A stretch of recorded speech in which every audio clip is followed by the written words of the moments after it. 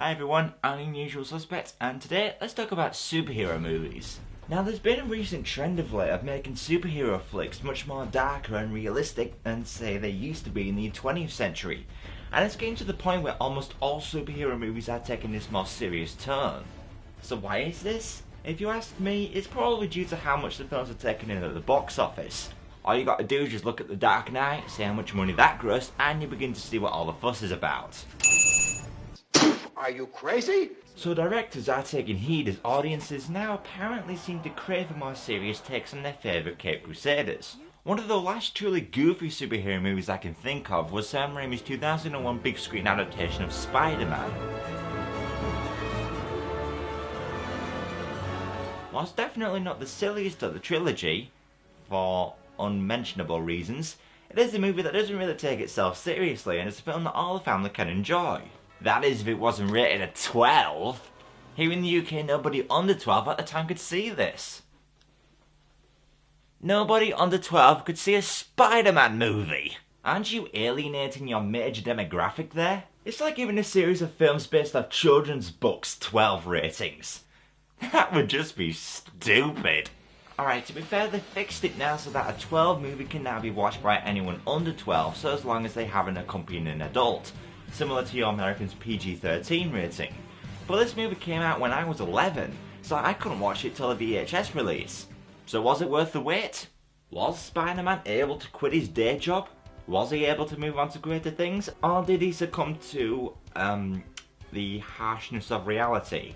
Let us find out. This is Spider-Man. So after a laboriously long credit sequence, we start off with a narration. Who am I? You sure you want to know? I'm not so sure. I am a little faint of heart. The story of my life is not for the faint of heart. Oh, well, bye then. But let me assure you, this, like any story worth telling, is all about a girl. Mary Jane Watson. The woman I've loved since before I even liked girls. What? The woman I've loved since before I even liked girls. Well, that's a paradox and a half. Oh, never mind. So, you take her, right? The heck, I'd even take him. Ew. That's me. Ah, yes, Tobey Maguire is Peter Parker. I have to say, I think Maguire is perfect for the role. After all, on top of Nick Cage expressing interest in the part, which would have been awesome for all the wrong reasons, when James Cameron was picked to direct this, Charlie Sheen was wanting the role. Winning? But back to the movie, as the bus driver refuses to stop for Peter. It's only after a bit of coaxing from MJ, he decides to let him on. Still, what they should have done is stop the bus, wait till he gets a little closer and then speed off again.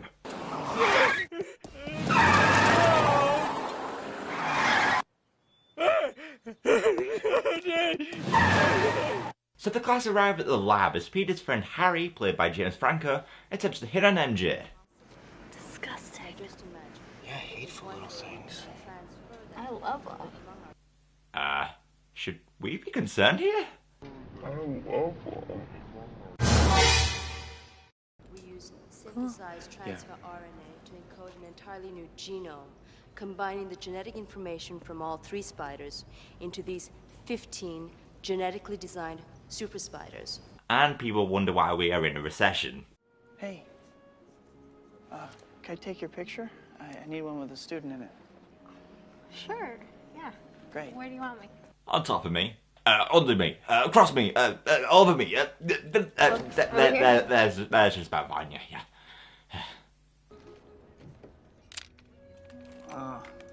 Perfect. Now take your top off. What? Nothing. So after the escaped spider bites Peter, we go to Harry's father Norman, played by Willem Dafoe, about to show off his latest research for human performance enhancers. You mean Viagra? No, I do not mean Viagra. Any side effects? In one trial, yes. It was an aberration. All the tests since then have been successful. And in the trial that went wrong, what happened? What were the side effects? Violence, aggression, Like in Big Brother? and insanity. Well, same thing. Good boy. Gotta be thrilled. Just don't fall in your ass. I'm already on my ass, mate. What else would you call it?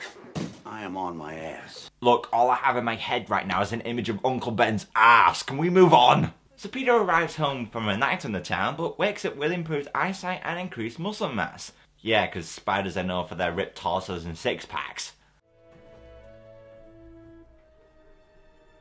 Oh my god! How have I not noticed this view my whole awkward adolescent life?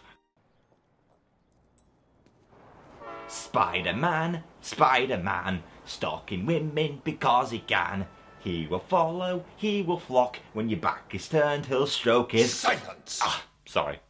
I don't know if you realize this, but we've been neighbors since I was 6, and I was wondering if maybe we could get together sometime, maybe do something fun. Have Spidey sex? Sounds kinky, but it's not a good idea. Oh, God, I'm so sorry. That's never happened to me before. It's just, you're so attractive, and it's been a while. I'm gonna go. Hey, you have blue eyes. I didn't notice without your glasses. You just get contacts?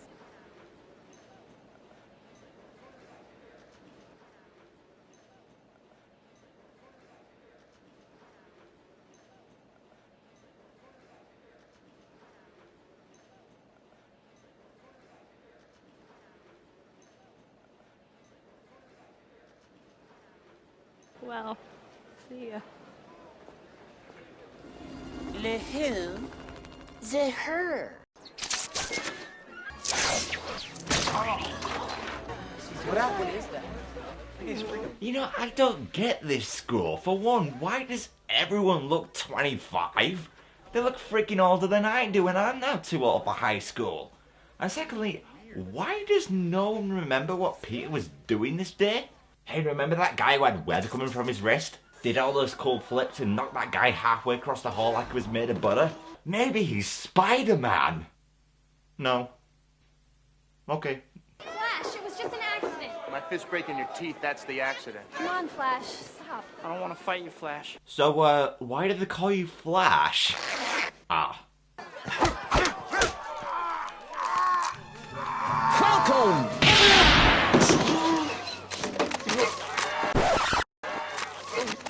Hello, cameraman. Nice of you to drop by. Jesus, Parker, you are a freak. Yeah, only freaks try to beat people up. Unlike us who just tried to beat you up. An early awareness of danger. So Peter runs off to try out his newly acquired powers.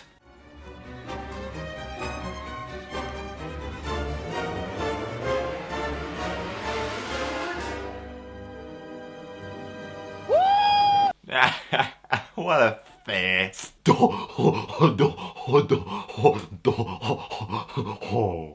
So Peter runs gaily across the rooftops and he starts to figure out how to shoot his web. Go, Web! Fly! Up, up, and away, Web! Now if you think the noises that are coming out of Peter's mouth now sound funny, you haven't watched the Punjabi version. Now I really want to show this, and I mean no disrespect to anybody who does speak Punjabi, it's just so funny, so here it is.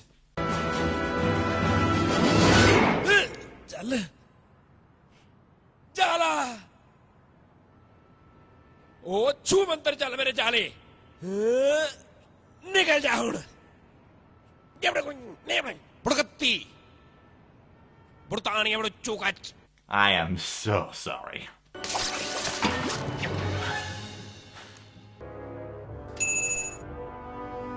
Tally ho.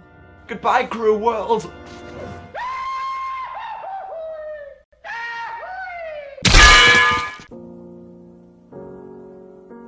After Spider-Man takes pride in ripping off George of the Jungle, Peter arrives back home to talk with MJ. At night. What the hell was he doing all this time? Oh, yeah, that's probably about right. So where are you going after you graduate? Hopefully, get a job as a photographer. What about you? Try me. I wanna Do porn. act. What do you see coming for you?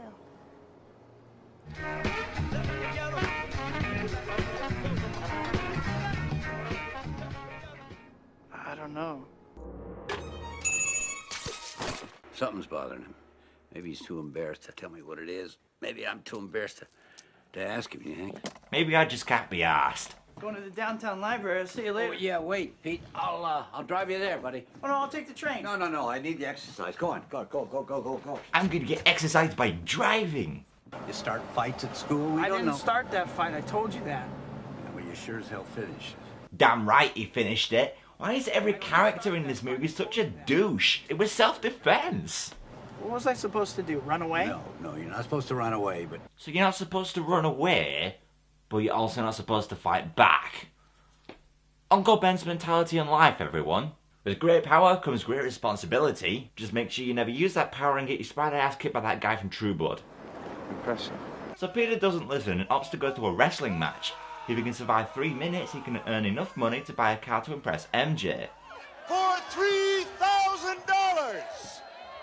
Is there no one here man enough to stay in the ring for 3 minutes with this titan of testosterone?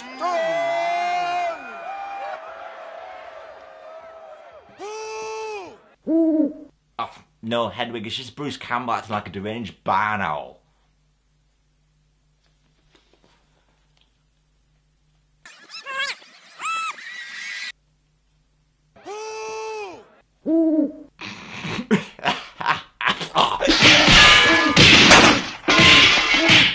The sum of $3,000 will be paid to the terrifying, the deadly, the amazing Spider-Man!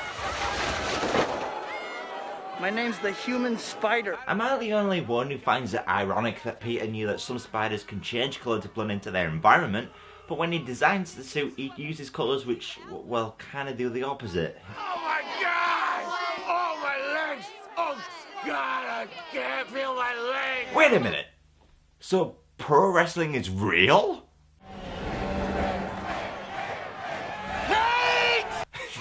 I don't know why, but I just love that random Cage guy. Cage! So Peter gets in the ring with the late great Macho Man. Hey! Unlock the thing! Take the chain off! Hey, Freak Joe! You're going nowhere! So let me get this straight. Macho Man versus Tobey Maguire. Macho Man versus Tobey Maguire. Spidey, this is gonna hurt.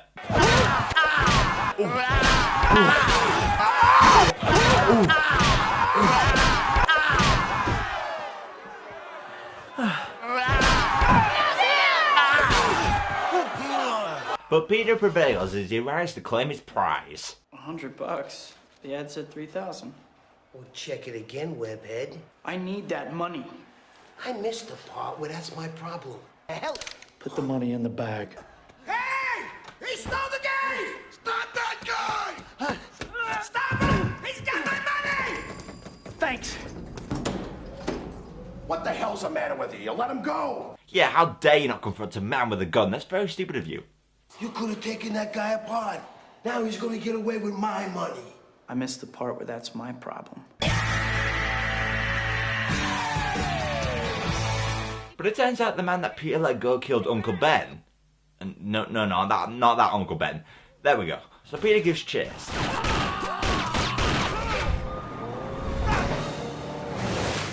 Carlsberg. Probably the most shameless product placement in the world.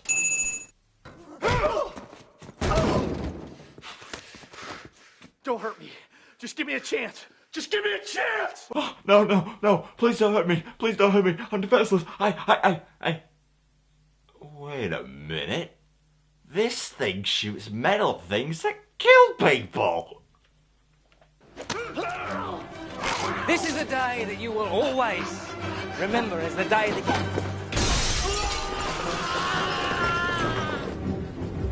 Well, after we find out he's the most accident-prone villain ever, Peter graduates from school as Norman Osborn cannot decide where he should put his hand. It's been a difficult time for you. Okay, he's got his hand on his right shoulder. And now it's suddenly on his left. Oh, now it's off completely. Oh, now it's on again. And now it's off again. I mean, will you just decide a place to put your hand on this boy's body? Okay, that is alright. Well, from what I'm assuming was one hell of a textile course Peter studied, he refashions his Spidey suit to go out and fight crime. This is not a man. My brother saw him building a nest in the Lincoln Center fountain. I think he's human. I think he's a man. Could be a woman. But enough about me. Guy with 8 hands. Sounds hot. Sounds disturbing, actually, but quiet everyone, this is my favourite part of the movie. Dresses like a spider, he looks like a bug. But we should all just give him one big hug. Look out, ooh, here comes Spider-Man. Screw Nickelback's Hero. I want to see Jess Bartok's rendition of Give Spider-Man a Hug to reach #1 on the Billboard chart. He is extremely cool. Ah, don't forget about the obligatory McDonald's tagging. You know, to further cement this film's idiotic 12 rating, McDonald's actually had a Happy Meal tie-in back when this movie was still out in cinemas. I mean, why is it a 12? Is it because of the whole spider bite thing? Daddy, a spider just bit me. Does that mean I'm gonna be Spider-Man? No, it means you're gonna die. Oh, that sucks. So Peter gets fired from a job we, never knew about, so he decides to become a photographer, and he gets himself a nice gig going. He gets paid money for taking pictures of himself in tight spandex. So he's a freelance porn star? No, he is not a freelance porn star.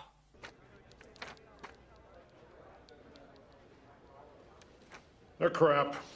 Crap. Crap. Mega crap. Ultra crap. Big crap. Smelly crap. Ass crap. Okay, that's just disturbing. That's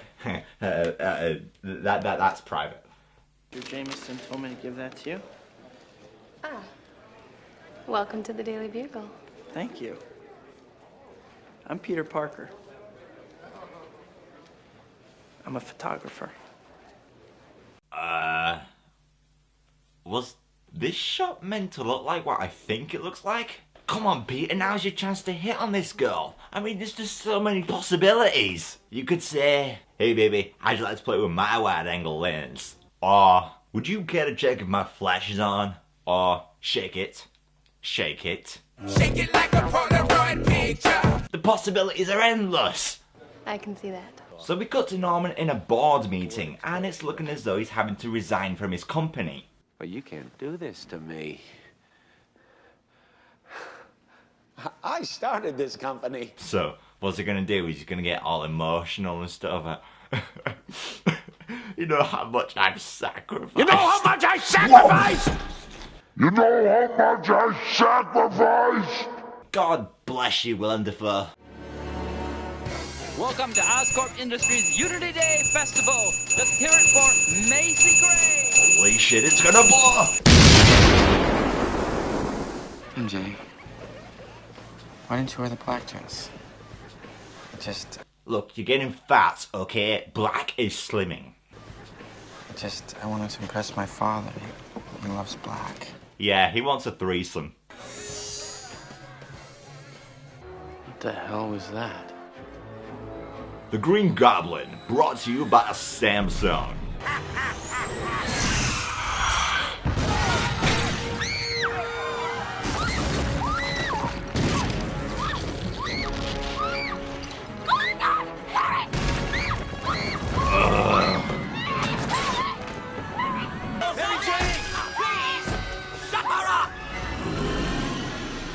Hello, my dear.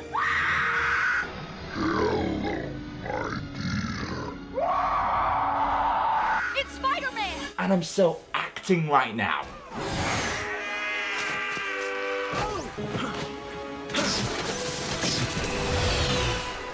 We'll meet again, Spider-Man! Wait! Who are you? You know who I am. I do? Your friendly neighborhood Spider-Man.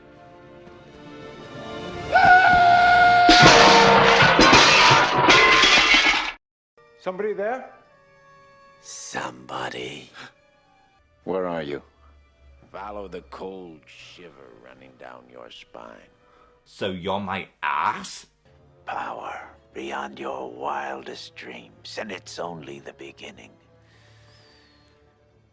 There's only one who can stop us. The only other 2-in-1 character we can think of. Us. Spider-Man and the Green Goblin. The Green Goblin, you like that? Mr. Jameson. Made it up myself. Well, I got help with the goblin part, but I figured out he was green. These weirdos all gotta have a name now. Oh, I get it. The Green Goblin isn't called the Green Goblin because he's green. It's because he's an environmentally friendly supervillain. Defo, I want that hang glider powered by hydrogen fuel, and we ain't using it for journeys that are 10 miles or less. From now on, we walk to Chuck E. Cheese. Oh, but I get tired. We walk to Chuck E. Cheese. Who's the photographer who takes the pictures of Spider-Man? I don't know who he is. His stuff comes in the mail. You're lying! Wow, you know, this movie portrays Jameson as a douche, but he's actually risking his life by not telling Goblin who Peter is. And he never gets a thank you. All he gets is a mouthful of web. Screw you, Parker. Jameson should be Spider-Man. And I'll make him infamous. Hey, kiddo, let Mom and Dad talk for a minute, will you? Sleep. I just love the way he says that. Sleep.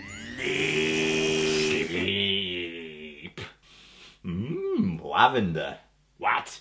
Oh, wrong pouch. Give me a second here. Let's see what we got here. Lavender. BO. Methane. Cheese and onion. Aha! Sleeping gas. Sleep.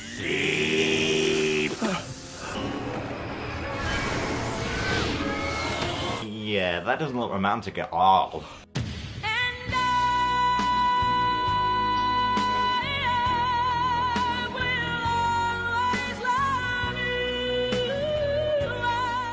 So we cut to MJ. She does what any smart girl would do in New York City and walks down an abandoned dark alleyway. Alone. But thanks to Peter's unhealthy obsession of stalking, he's there to save her. Do I get to say thank you this time? Wait.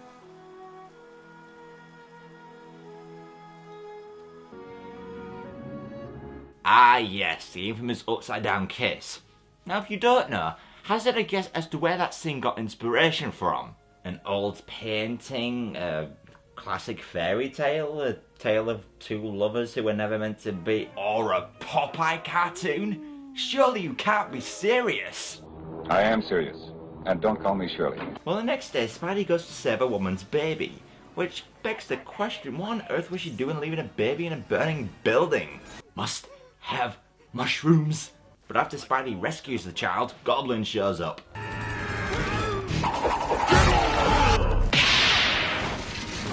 So Peter flees, for some reason, as we cut to Thanksgiving dinner. Now, where is Peter? He better have remembered that cranberry sauce. Oh fuck, I forgot the cranberry sauce. Oh, that's weird. I didn't know he was here.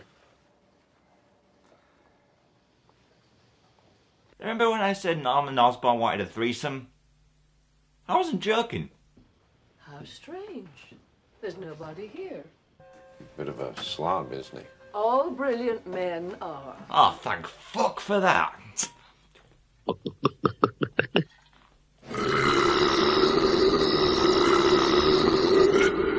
Hey, according to Aunt May, I am brilliant. Hey, everyone. Oh, Peter. Hey, sorry I'm late. It's a jungle out there. I had to beat an old lady with a stick to get these cranberries. Yeah, I jammed the old bag in the left rib. She came through. Oh, it looks delicious. Norman, will you do the honors?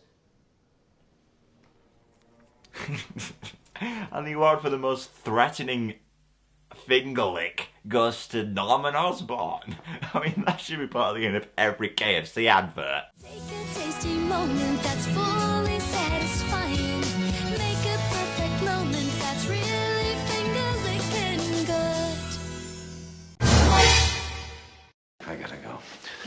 Hey, this girl is important to me. Harry, please. Look at her. You think a woman like that sniffing around because she likes your personality? You know something? This movie's portraying Norman as the bad guy here, but he's absolutely right. Why is MJ still going out with Harry? Is it because MJ is impressed with him?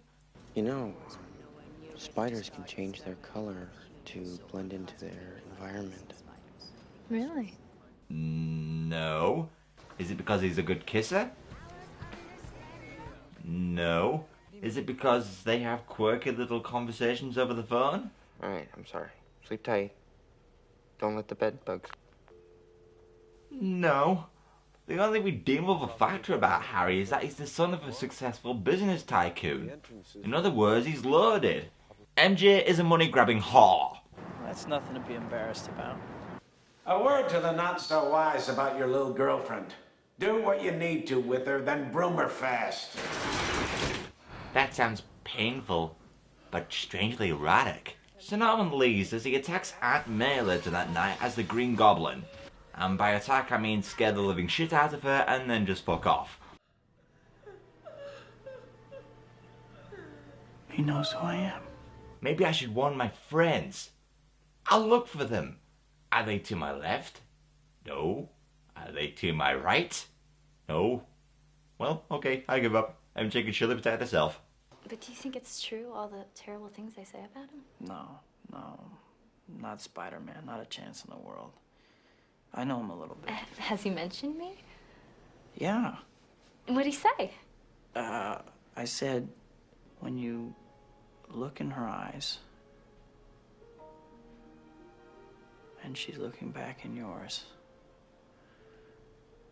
everything feels dark and cold. Because you feel isolated and uncomfortable. And at the same time, nauseous. The truth is, you don't know what you feel. I've never experienced it before, MJ, but I hear they call it a boner. It's as if you've reached down your pants. And you weren't ready for it.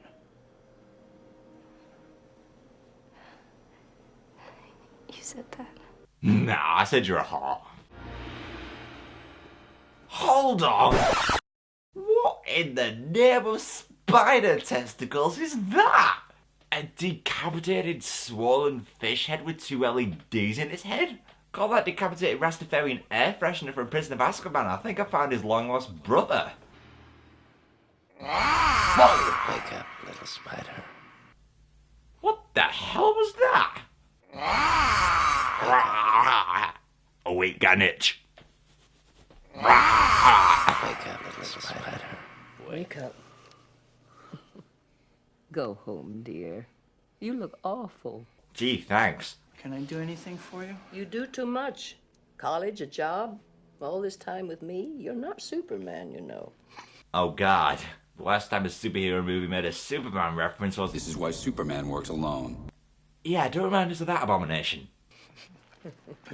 A smile, finally. Haven't seen one of those on your face since Mary Jane was here. Yeah, I haven't seen a smile from you ever since I last saw you.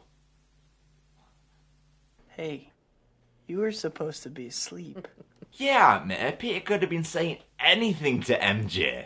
Hey, MJ, when I get you home, I want to your so hard till your drops against my and then I'll your more, and whilst you my until we about the whipped cream.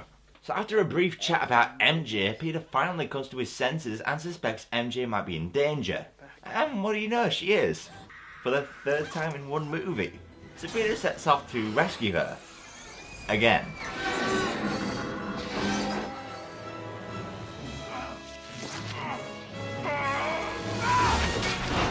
What is this? Angry spiders?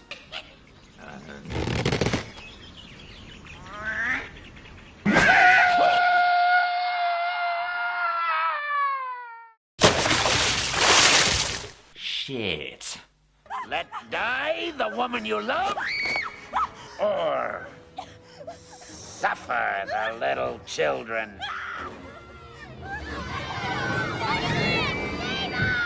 Oh my God, he's gonna drop them in the water! Wait, isn't that thing you float on? Never mind. Make your choice, Spider-Man, and see how a hero is rewarded. Don't do it, Goblin! Don't do it? You think after all this planning, all this work, you can get me to stop just by saying, don't do it? What if we had please?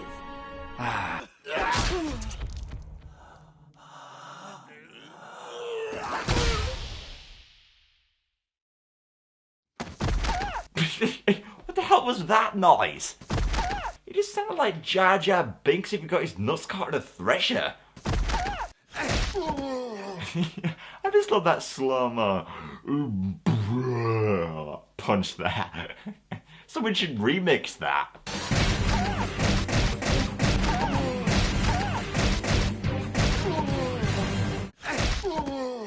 Had you not been so selfish, your little girlfriend's death would have been quick and painless, but now that you've really pissed me off... Sheesh, what's the potty mouth? I mean, I know this is a 12 movie, but it's Spider-Man. How you might as well just go all the way. I'm gonna her nice and slow. That's my job, you green radioactive fuckhead.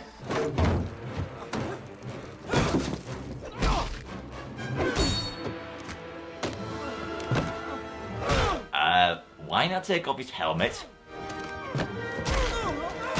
I'm gonna kill you, Goblin! Oh, God, I think I just broke it. Oh, God, I think I just broke this one too. Mr. Osborn.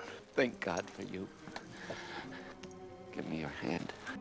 I've been like a father to you. A father who kicks the shit out of you. Godspeed, Spider-Man.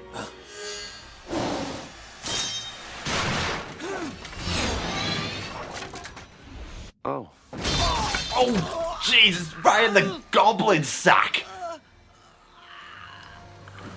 Ooh, although I think I can finish off the Green Goblin's verse now. The itsy bitsy spider went up the water spout. Down came the goblin and took the spider out. Out of the closet, the Green Goblin came out.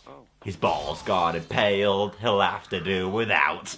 I also like how he just goes, oh, so casually just before he gets struck. I mean, he knew he was screwed. You could add that oh to any famous death scene. Fly, you fools. Oh. Hey. I'm so sorry, Harry. Sorry my phone rang and my sympathy for the devil ringtone sounded off during the funeral procession. It was pretty funny though, right? No matter what I do, no matter how hard I try, I will monologue about everything. There's something I've been wanting to tell you.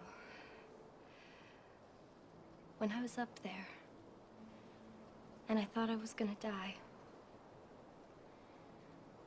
there was only one person who I was thinking of. Jared Leto. I really have a thing for emo guys, Peter. That I'm just me. And that's okay. The truth is, I'm a man.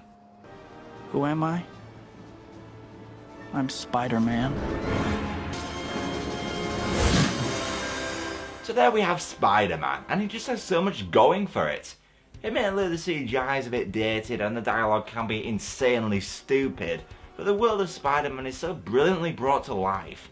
I mean, yeah, fans may argue that Spidey should have had artificial web shooters, and that Tobey Maguire wasn't the right casting for the wise-cracking superhero they remember, but it's easy to forgive this. The film's goofy feel fits perfectly in this over-the-top comic book setting, and Willem Dafoe as the Green Goblin is just perfect casting. He's so delightfully over the top, it's difficult not to like him. And with the reboot of the series coming soon, it will be interesting to see a more different take. We've got the goofy, over the top rendition, now we could be getting a more serious adaptation. But for the time being, we have Spidey 1, 2 and 3, and they've stamped their mark on time as some of the greatest superhero movies ever made. Play me out, Chad.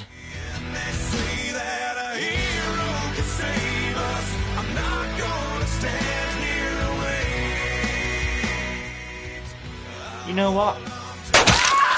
Jason. Dresses like a spider, he looks like a bug. I'm the unusual suspect. See you next time. One big hug.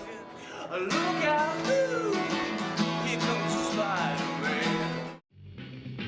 Spider-Man, Spider-Man does whatever a spider can.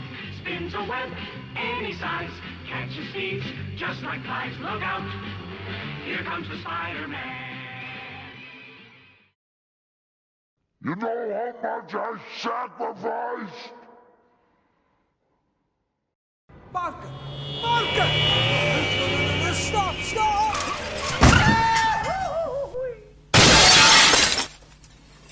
Movies need to have a darker sense of humour. So here we are, Spider-Man 2, and as far as superhero films go, I gotta say, this may very well be up there with the likes of The Dark Knight.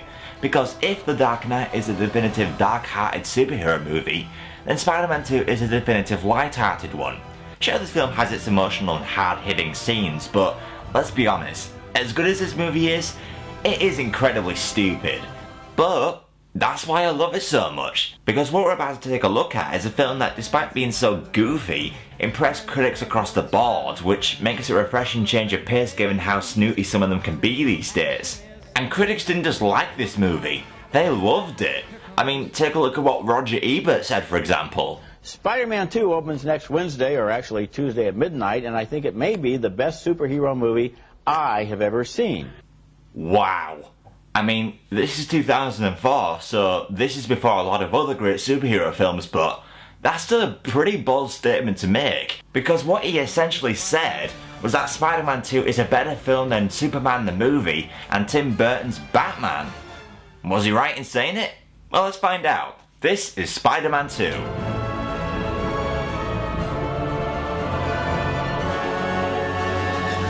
Okay, so we meet up with Peter as he's now working a dead-end job delivering pizzas for his impatient boss. And sadly, he narrowly misses him. I know, I love meaningless violence too. Well anyway, Mr. Aziz here threatens to fire him unless he gets his next delivery done on time. This is your last chance.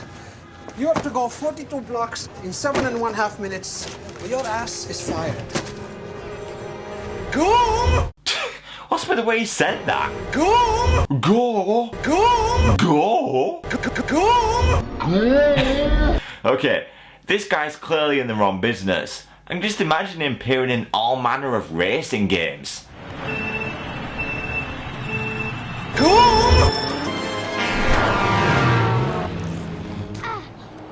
Hey, you guys. No playing in the streets. Yes, Mr. Spider-Man. Am I the only one who's freaked out by those two? Yes, Mr. Spider-Man. Please continue.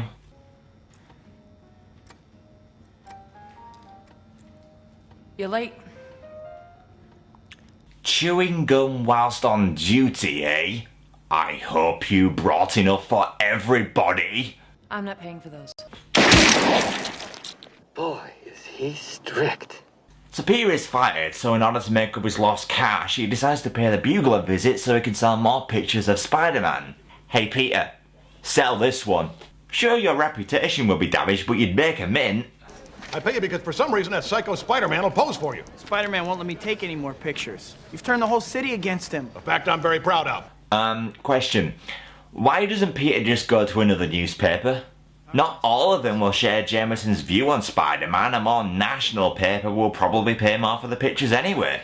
Seriously, Peter should be like, hey fuckface, write a positive article about Spider-Man or I'm going to the New York Times. And then Jameson will have to say, I'll give you 150. And then Peter can take further advantage by saying, and I want a pay rise, and I'm charging 1,000 for each image. That's outrageous. That's business, bitch. You see, Peter's financial worries will be solved just like that. And it's made worse because that's one of the major themes of the movie. Throughout the entire film, Peter has little to no money. With a little negotiation, he'd be rich off his ass. Thank you, sack of shit. But hey, what's a Spider-Man movie without long, awkward conversations with MJ?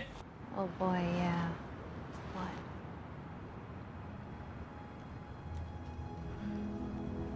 Nothing. Peter, will you stop fucking around and just say you love this woman? Look, I get it, you don't want to be with her as you believe she'll then be in danger.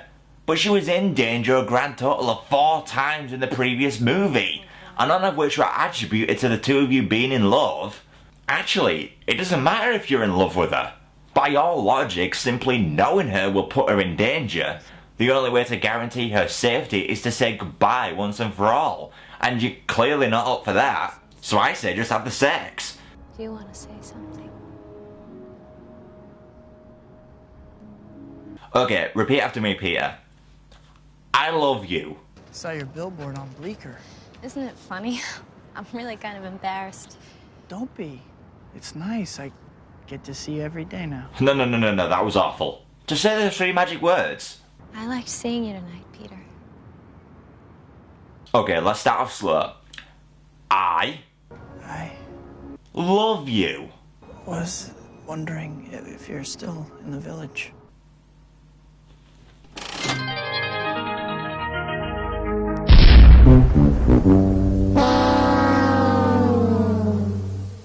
So yeah, Peter acts like a pussy as MJ responds by saying she's now seeing someone else. In other words, she's emotionally blackmailing Peter to make a move on her by treating her new boyfriend as a means to an end. Bitch. So Peter heads home and runs into his rather stereotypical Eastern European landlord. Sorry doesn't pay the rent. And don't try to sneak past me. I have ears like a cat and eyes like a rodent. Okay, how did that look on his face not turn into some kind of meme? It's too good. It's the face he'll pull for any occasion. Like for his passport photo, or his inevitable Oscar acceptance speech, or his meetup with the fellow leaders of the world. Fellow photoshoppers, I have set you a challenge. So the following day, Harry introduces Peter to Otto Octavius and his wife Rosie. Turns out Harry is funding Otto to run an experiment on fusion. An exponential increase in energy output. A huge amount of energy. Like a perpetual sun providing renewable power for the whole world. Are you sure you could stabilize the fusion reaction? Well, let's see. I share the same name of an old comic book villain. Thermonuclear fusion isn't likely to be perfected for another 17 years. And since I'm happily married, I've got a lot to lose, so... yeah, nothing to worry about. I'm gonna die. Peter, tell us about yourself. Do you have a girlfriend? Does his right hand count? If you want to get a woman to fall in love with you, feed her poetry. Poetry. Never fails. Tall and slender. Ugh, okay, this is what I don't get about this movie. Peter established he's not gonna date MJ because he's Spider-Man. Then why is he still trying to impress her? All he's doing is confusing the hell out of her. Well, okay, she's a bit of a dingbat anyway, considering she hasn't worked out that Peter is actually Spider-Man. Hell, she recognises his kiss at the end of the first movie. And even if she shrugged that off, how does she not recognise his voice? Tobey Maguire has a pretty distinctive one. I've not heard of anyone else who sounds even remotely like him. She's been given so many clues, I actually refuse to believe she doesn't know. Yes, I believe MJ, at this point in time, knows Peter is Spider-Man. And that she is a cold, heartless bitch who enjoys fucking around with Peter to see what lengths he'll go to impress her. Man, this review's getting dark. I need something awesome to counterbalance it. Bruce Campbell. Yeah, come to see the show. Well, hello, Mr. Fancy Pants. I got news for you, pal. You ain't leading but 2 things right now. Jack and shit. And Jack left town. He's getting away. It's game match. Yeah!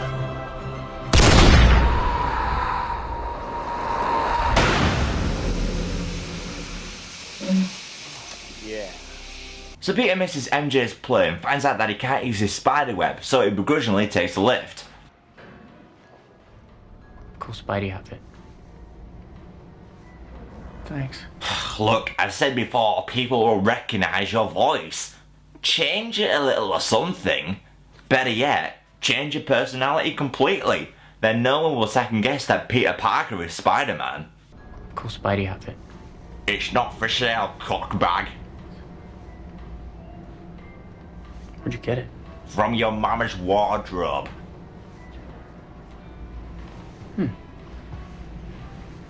Looks uncomfortable. Did you just fucking look at my junk? Do that again and I'll shove a spider web up your dickhole. Fuckhead.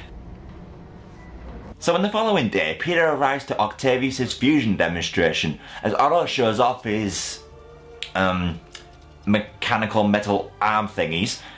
Tell you what, I'll give him names. Nitwit, Blubber, Oddman and Tweak. Tweak's my favourite. Precious tritium is the fuel that makes this project go. There's only 25 pounds of it on the whole planet. Well, wait a minute. If there's so little of it, why does anyone see this as a good investment? Won't you quickly run out and be out of business? Yeah. Harry, we're out of tritium. How much energy did it produce? About 2 seconds worth. Yeah. Yeah, you spent millions of dollars on that. Don't you feel like a right twat? Seriously, what Otto am I watching here? Otto Octavius or... What? What's going on? The bomb would explain a lot. Doctor, we have a successful fusion reaction. Okay, I'm no fusion expert, but from what I found out, fusion basically involves sticking 2 hydrogen nuclei together. But in order to do that, the temperature needs to be about, 100 million degrees. To illustrate my problem, let's have a look at the demonstration's audience. See what I mean? But here's a shock. The experiment goes wrong as the reactor starts attracting all metallic objects towards it, including glass for some reason.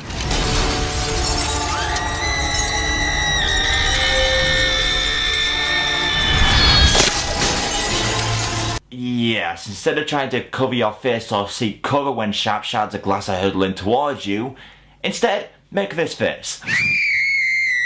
So Otto was taken to the hospital, and whilst his next scene is great, take into account that kids who are big Spider-Man fans will be watching this. You enjoying the movie so far, son? Yeah, Dad.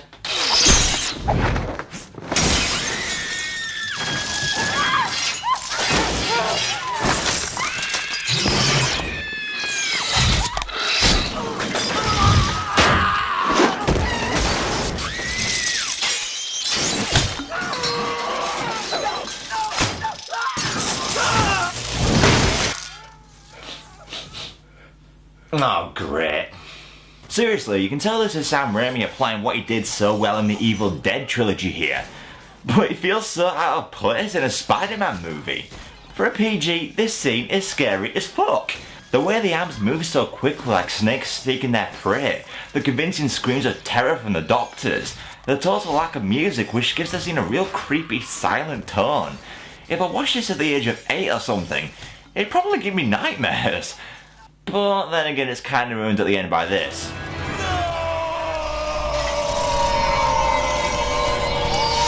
So Otto escapes to the docks as the Bugle thinks of a name for this new villain. Crazy scientist turns himself into some kind of a monster. 4 mechanical arms welded right onto his body. Guy named Otto Octavius winds up with 8 limbs. What are the odds? It's almost like he's from a comic book. Wait, I got it. Dr. Octopus. But I like it. Of course you do. Dr. Octopus. New villain in town. Doc Ock. And if ever a porn parody was made, the character's name writes itself. But given the tentacles, it'd probably be a Japanese production.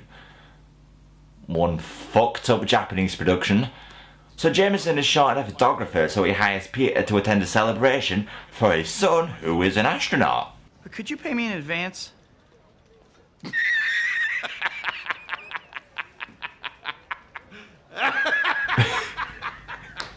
Okay, that's the best laugh I've ever heard.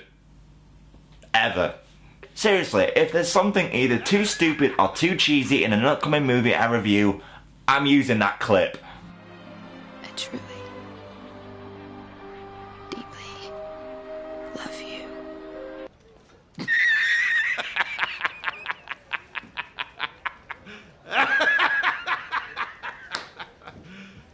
You serious? So later that day, Peter and Aunt May go to the bank in hopes of acquiring a loan. It doesn't go well. But out of nowhere, Otto shows up and starts robbing the bank in the most subtle manner he can think of. Put your arms up! All of them! Woo! Look at the distance he got on that one! Home run! So Peter suits up as they take the fight outside, but Aunt May gets captured and is hanging on for dear life.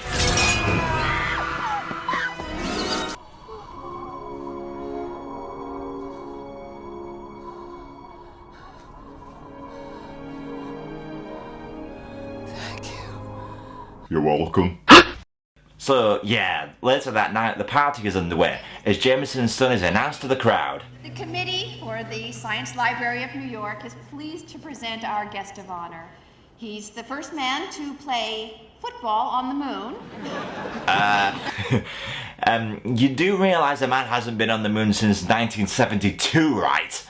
I don't think any American president would fund a trip there so some guy can play football on it. Well, maybe this guy. Actually, this movie was made when he was in power, so yeah, actually this one makes a lot of sense. But it turns out the guy that MJ was seeing is his astronaut as he announces their engagement. So Peter goes to her in an attempt to reconcile. He fails. It's too painful. I've been reading poetry lately. Whatever that means. Day by day, he gazed upon her. Day by day, he sighed with passion. Day by day, he remained a virgin. And quite understandably so. By the way, John has seen my show 5 times. Harry has seen it twice. Aunt May has seen it. My sick mother got out of bed to see it. Even I fucking saw it. What Mr. Moncrief said. His voice alone inspires one with absolute credulity. Boo! Get your tits out! I was arrested, but I was there for her. So a doctor, who I swear is a hippie by night judging by his shirt, helps Peter to understand that maybe his time as Spider-Man is up as he continues to lose his powers. And after we see Peter talking to Uncle Ben, how he's able to do that, I've no idea. Peter's like, fuck responsibility, and walks merrily down the street to raindrops keep falling on my head. Wait, what? Sleeping on the job, those raindrops are falling on my head.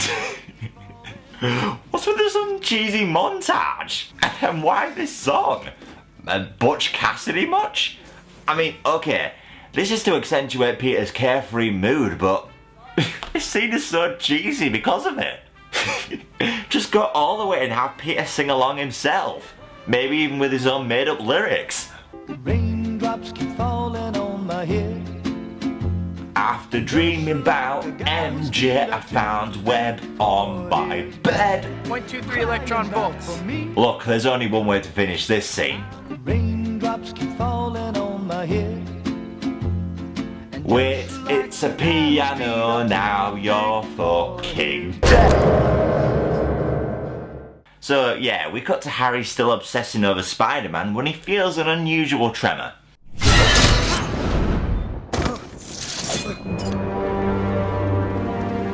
Hello, Harry.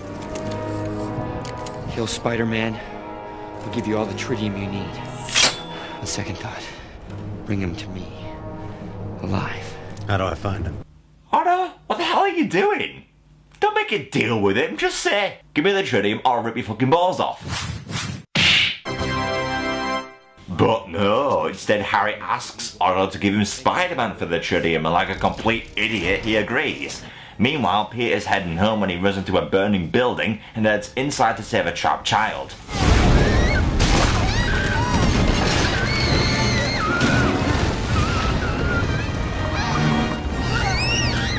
Jesus Christ, man, how hard did you throw that kid? And if that's not bad enough, Spider-Man is actually saved by that same 4-year-old girl.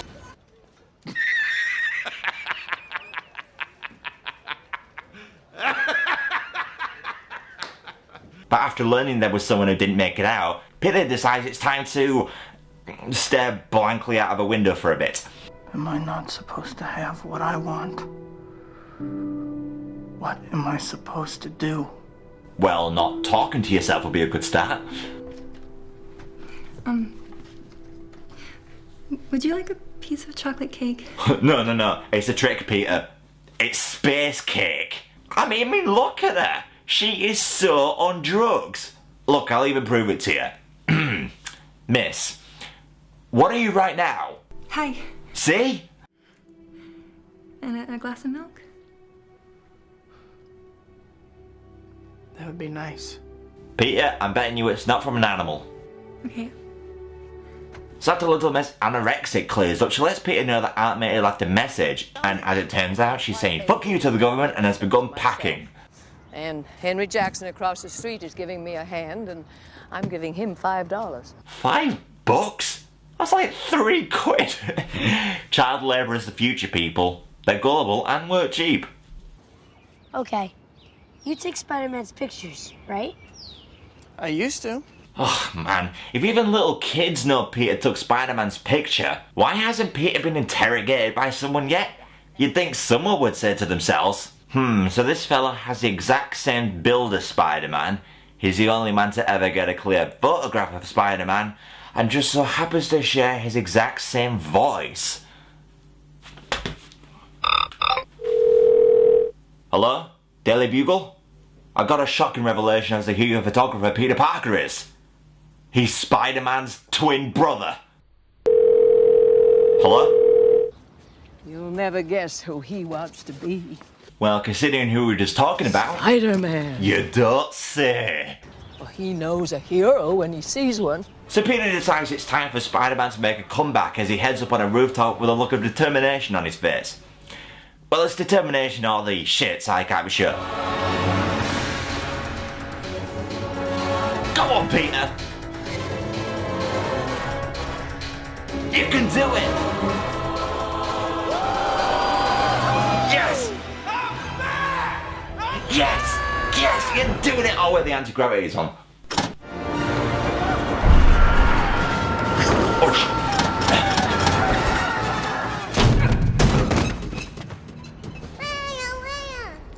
That's right, Boo. You did it. You beat him. Peter? You okay? I think he's dead. Well, that... No, come on. How can you get up after that? How could you simply walk off where only Wile E. fucking Coyote could survive?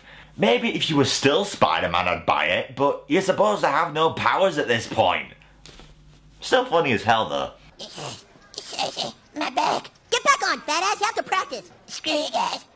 Hate you guys. So MJ and Peter meet up in a coffee shop and something odd is going on here.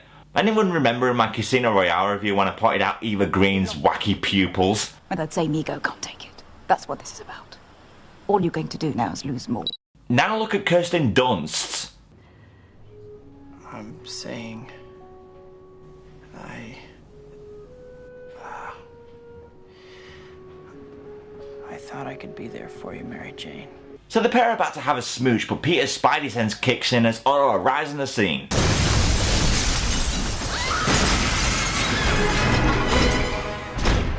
Peter Parker. Well, hang on a minute. Octavius is there to interrogate Peter. Why the hell did he throw a fucking car at him? Alright, Peter. Tell me where Spider-Man is or the girl gets it. Oh, shit. Didn't really think that through, did you? So MJ gets kidnapped. Again. And Peter is not pleased. That makes me mad. So Otto and Peter take the fight down to a train, but Octopus speeds it up as it edges ever closer to the end of the track.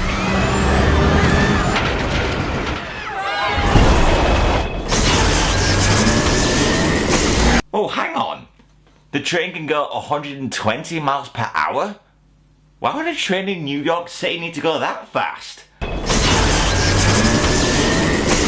Great Scott, Monty! We reached 120! We're so fucked!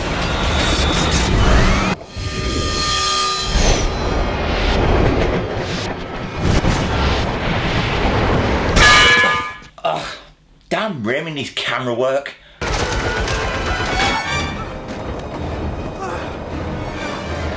Any more bright ideas? Wow, what an asshole. He's only trying to save your life. I got a few. Yeah, it involves using you as an anchor. Yeah. So Peter manages to stop the train as all the commuters give him the shittest crowd surf imaginable, trying their best not to grab a feel, and look upon him without his mask. It's good to have you back, Spider-Man.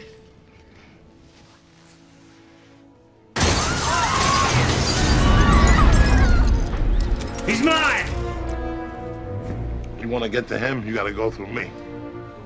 And me. Me too. Don't forget me, ha!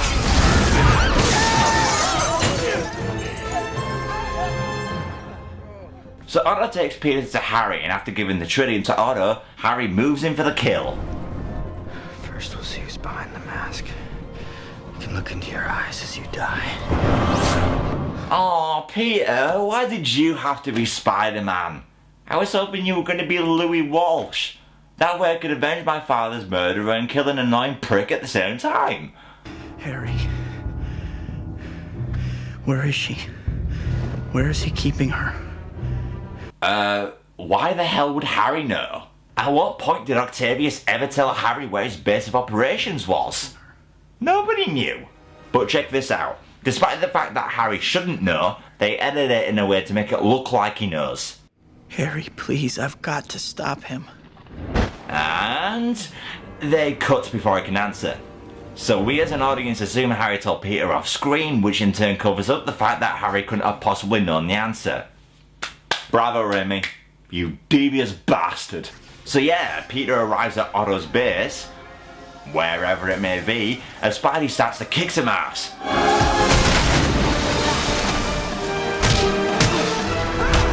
I think you've won, Peter. Look, he isn't even fighting back. But, Mommy, I don't want to go to school today. But wait a minute.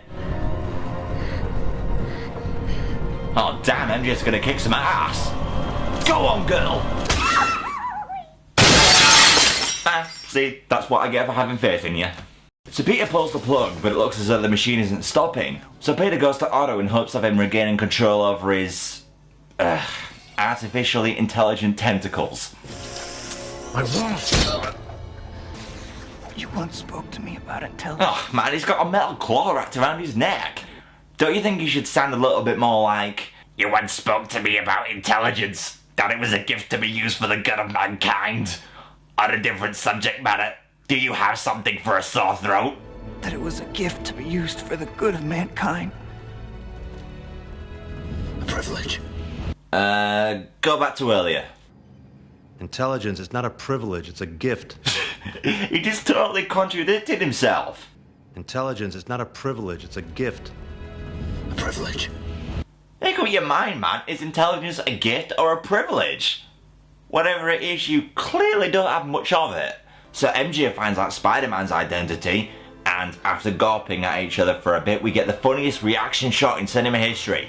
Get ready for it in 3, 2, 1.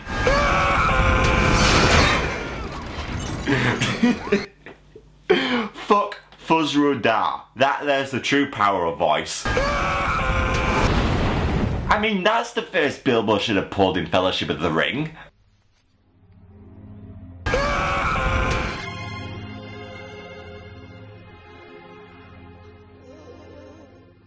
So Otto comes to his senses and tears down the machine, only to go down with it himself, as Peter and MJ retreat to safety. And God only knows what that web is connected to. So, yeah, now that MJ knows Peter is Spider-Man, it should alleviate some tension. Sure, it wasn't what Peter had in mind, but maybe some good can come of this. This is the first chance the two of them can be 100% honest with each other. I mean, it's not as if MJ knew all along or anything. I think I always knew. All this time.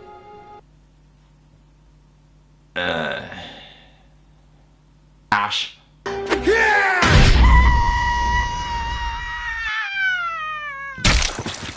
Music to my ears. So after Peter says the two can't be together for the 10 billionth time, we cut back to Harry as he senses something close. Who's that? Son. I'm here. Be strong, Harry. Avenge me. Avenge me! No! Ah yes, we get another Willem Dafoe slow-mo moment.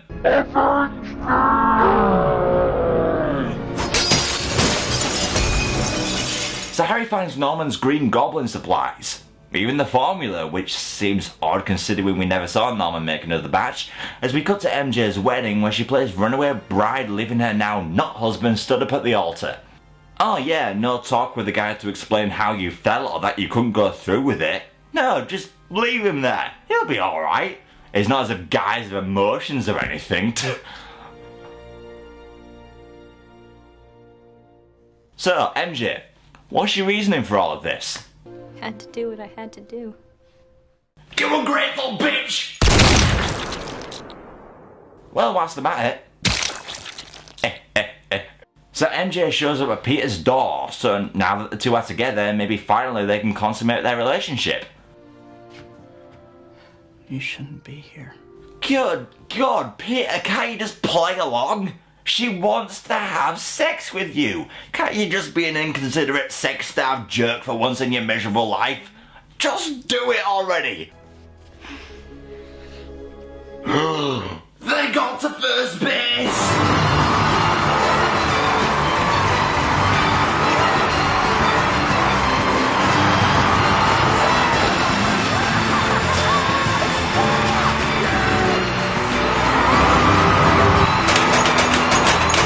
So a siren wails in the background as Peter's out to fight some more bad guys with his lady by his side who'll support him through thick and thin. Though she'll draw the line at eyeliner. The end. So yeah, that's Spider-Man 2, and despite prejudices against MJ, this really is a fantastic movie. First, let's look at the cast, and all of the actors from the first film continue to shine here.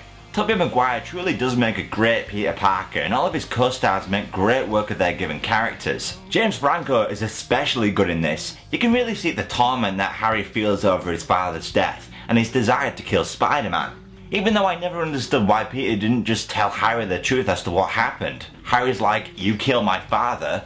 Why didn't Peter just say, no, I did not kill your father, he just sort of accidentally killed himself. Even if Harry didn't believe him, it would have made more sense for him to at least try to explain what happened, but he never does. Now the supporting cast do a fine job here too, but J.K. Simmons as Jameson steals the show here for me. He is such a delight to watch, and I can't imagine anyone else playing him. How you can make a character so full of himself and so likeable at the same time is just testament to great acting. If Jameson ever makes future appearances in Spider-Man movies, they gotta get Simmons to play him again. I can't imagine anyone else doing him justice. So returning cast members aside, I gotta say there is a distinct lack of any new ones. Sure, there are a few new characters, but apart from Otto, they all feel underdeveloped. You take Otto's wife for example. How come she didn't play a larger role? Sure, she died, but Otto shows little to no grief over this. There is literally one line about her after her death. You'd think someone as important as a wife would play a bigger impact upon your motives. Unless of course you were a cold, heartless dick, but as privy to the scenes the two of you shared, you could tell they cared for one another. So that was odd. Another character that you'd think would play a bigger role is the astronaut. Now Nostalgia Critic already mentioned this in one of his own videos, but this guy is Jameson's son, MJ's boyfriend, and a bloody astronaut. And all I considered, I honest to God can't even remember his name. Seriously, Mr. Aziz was more developed than him. I'm not joking. And he was only in the movie for the first 5 minutes.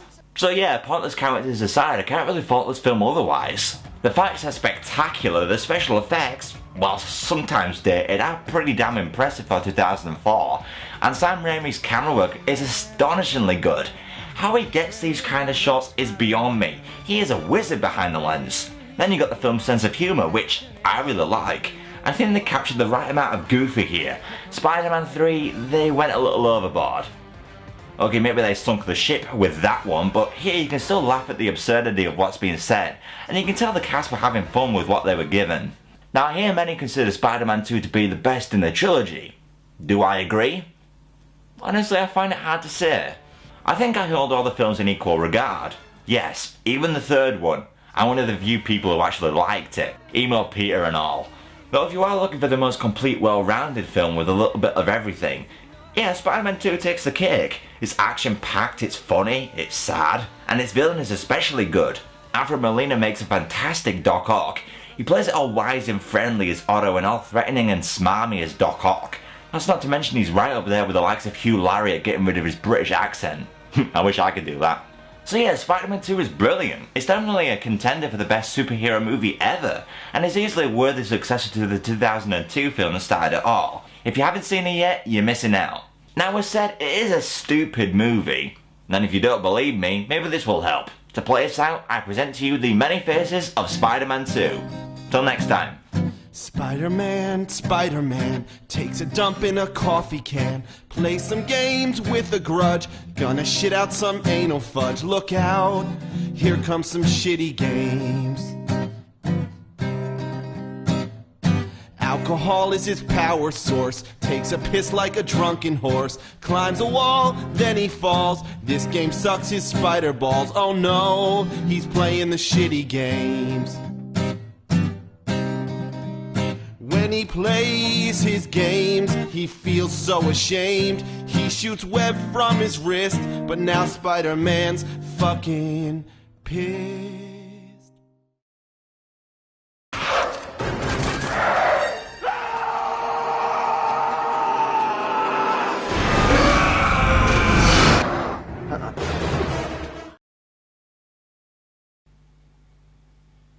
You know how much this movie was reported to have cost to make?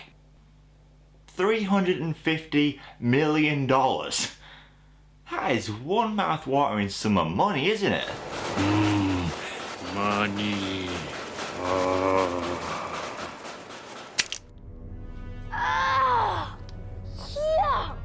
Now, to put things into perspective for you, that production cost makes Spider-Man 3 the most expensive movie ever made.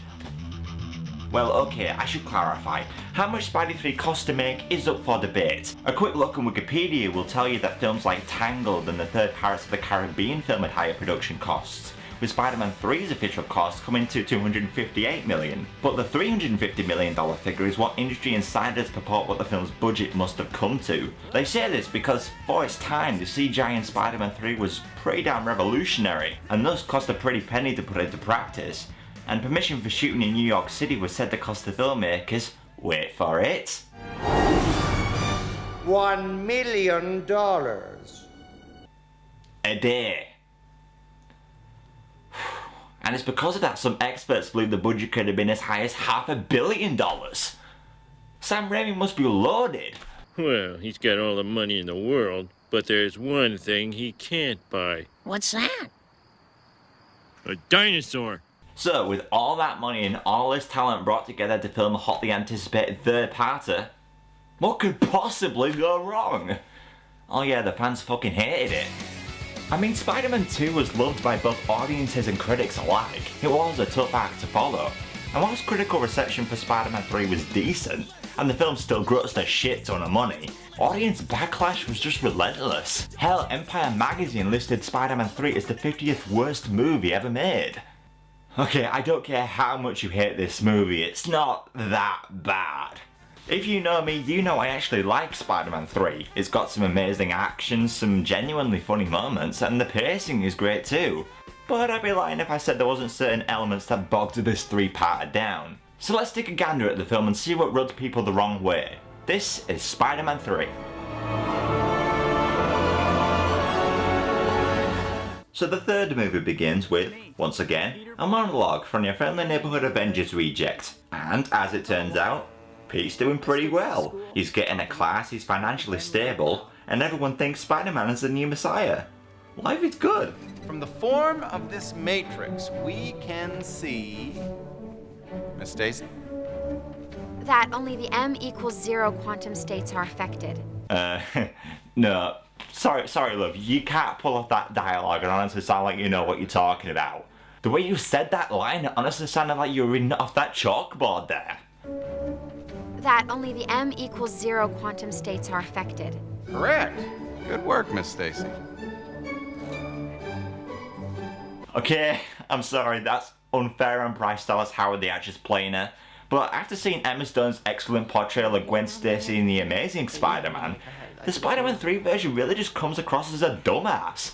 Just an annoying giddy schoolgirl who feels the need to laugh awkwardly at every little thing being said. Fuck you!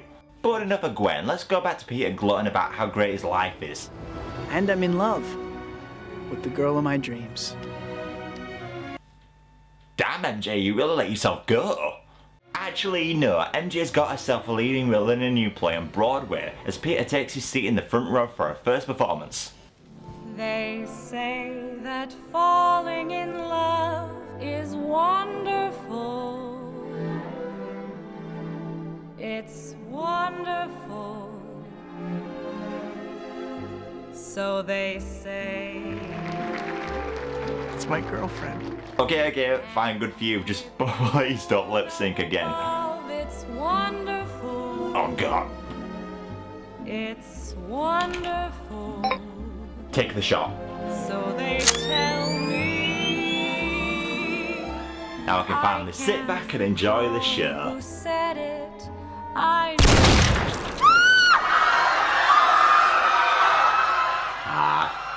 Look at them run.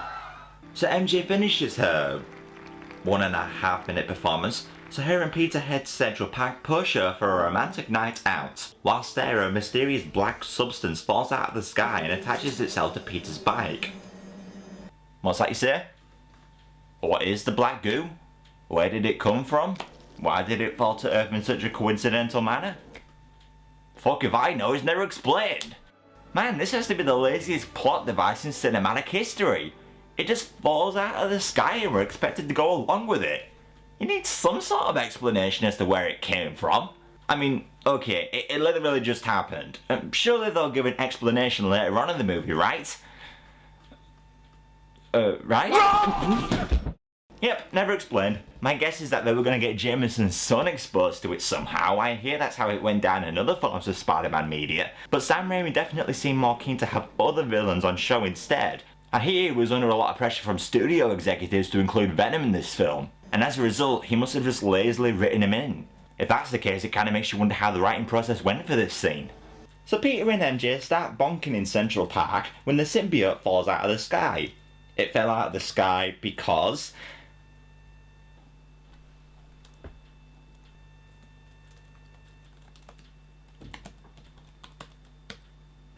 Samuel Marshall Raimi, you're a genius! Impressive. So we cut to a scene which appears the heck out of nowhere as an escaped prison convict called Flint Marko is on the run. Turns out Flint has a daughter who's suffering from a severe case of... dying. They don't explain her condition very well. And by that I mean not at all. Well anyway, Flint's wife comes in and she's not exactly happy to see him. I live in the presence of great truth. And that is the truth that you left behind. Right there in that bedroom. Yes, I am very protective of my sick daughter. Just ignore the fact that we live in a really seedy neighbourhood and I kept the window to a room unlocked so just about anyone can get in. Yep, there's a picture next to idiot in the dictionary. And what's that? Oh, you think I just photoshopped that image off for the sake of a cheap joke? Well, I can prove to you that this dictionary is indeed valid. If we cut to W, we can see... Yep, there's David Cameron's picture next to the word wanker. It's surprisingly accurate. Patty. I missed you. I miss you too, Daddy. And I kid you not, folks, this scene is the one and only time we see this girl. Yeah, you're probably wondering if Marco does get the money and saves her daughter, but no, never resolved. For all we know, she's as good as dead.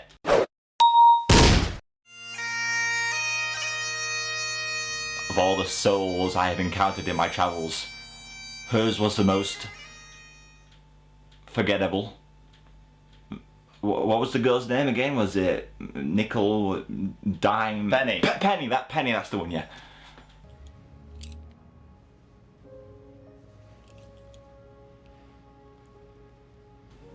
Ah, thank you, Penny. Hey, I got you something too, actually. They call it an organ donor card. Have a feeling it'll come in handy very soon. So Flint goes off to get the money to cure Penny as we cut to Peter paying a visit to Aunt May. At night. Strange time to visit an OAP. She should be asleep by this hour. Well, at least he's not talking about MJ again. It's MJ.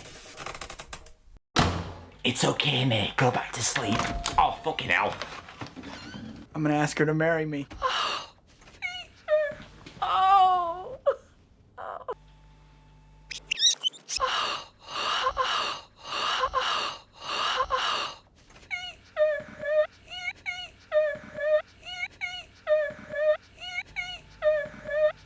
Why do I find so much enjoyment in this? So, yeah, turns out Pete's planning to pop the question to MJ, as Aunt May's got some advice. A man has to be understanding and put his wife before himself. Can you do that, Peter? Oh, this gives me a good opportunity to use my new lie detector. Yeah, I think I can. Fuck Fucking hell! So Peter heads home, and his spidey sense must be on vacation or something, as Harry attacks him whilst riding a neon-lit flying surfboard. Which sounds stupid, but let's be honest, we would all fucking buy one.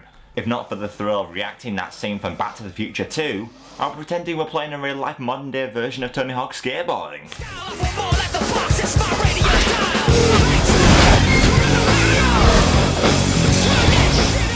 So we get a pretty damn good chase scene between Peter and Harry as Pete gets the upper hand. Oh. And after what really should have crushed his head, Peter heads down and takes him to the hospital. Meanwhile, we'll cut back to Flint, who's garnered some unwanted attention from the cops, so he flees into some kind of testing facility, only to get trapped in some kind of scientific experiment. But this scene raises a few questions. Firstly, why the hell is this facility so easy to get into? Flint climbs like one fence and he's in. That was easy. Secondly, why don't the cops just shoot him through the fence? Bullets pass through them, you know. Angry Joe learned that the hard way. It's no use! The bullets are just going through the wall! Thirdly, when Flint falls into the sand pit, why do these doctors assume it's a bird that fell in? There's a change in the silicon mass. Yeah, it's probably a bird. It'll fly away when we fire it up. Oh yeah, because a 190-pound man can be so easily mistaken for a tiny little bird. Idiots. And lastly, when Flint does transform into the Sandman, why does everything but his locket turn into sand? Yeah, you see, 4 big gaping problems wrong with this scene alone. Was this script even proofread? For you see, Raimi, in your head is a little thing called a brain. Use it!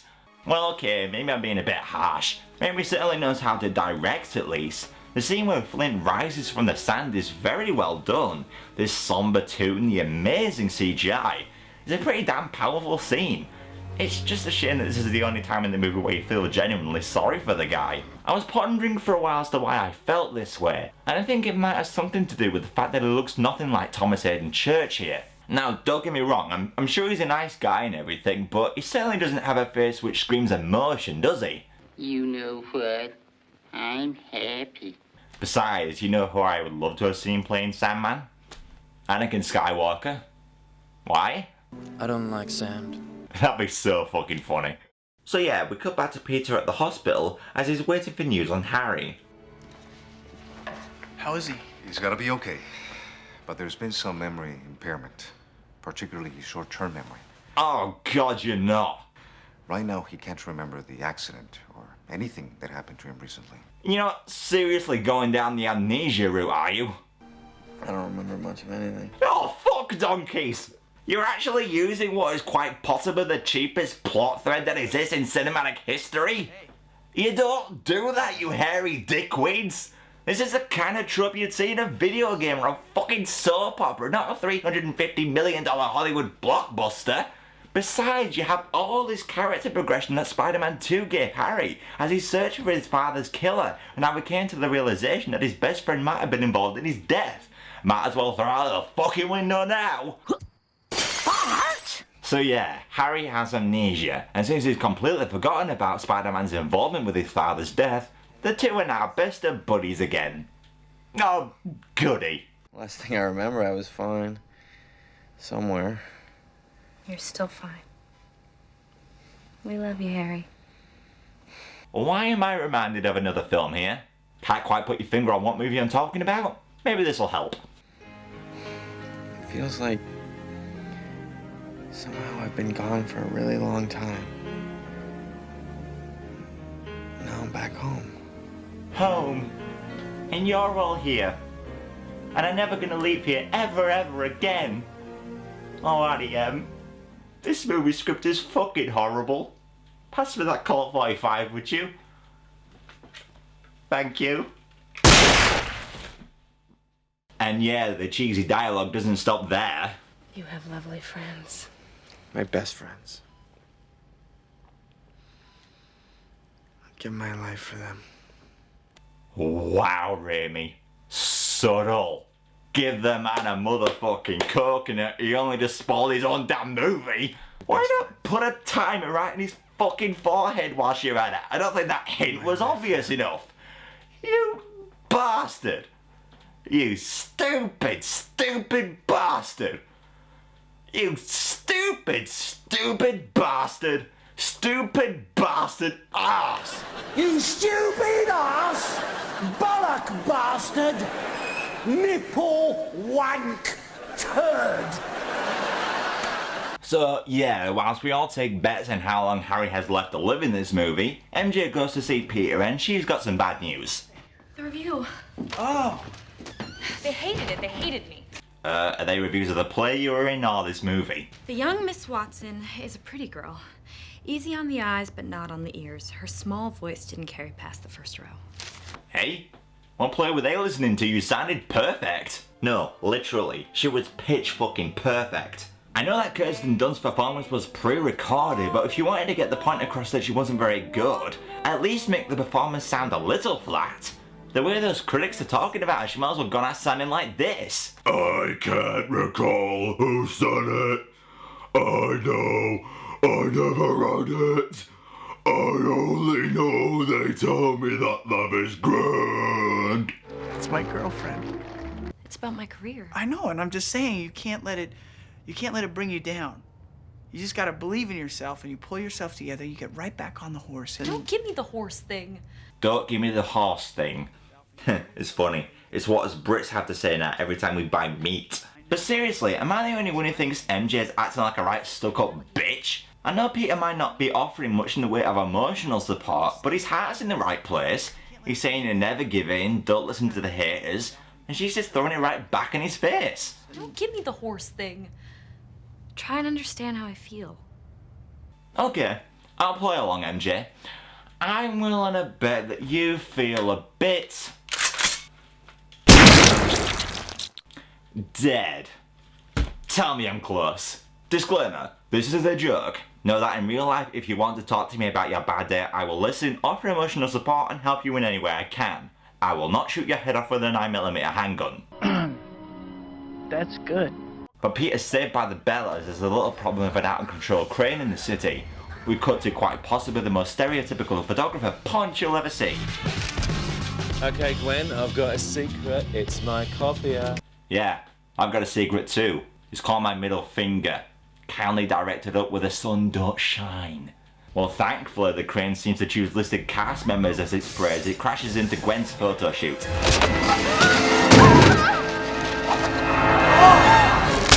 Sorry, you've been disconnected.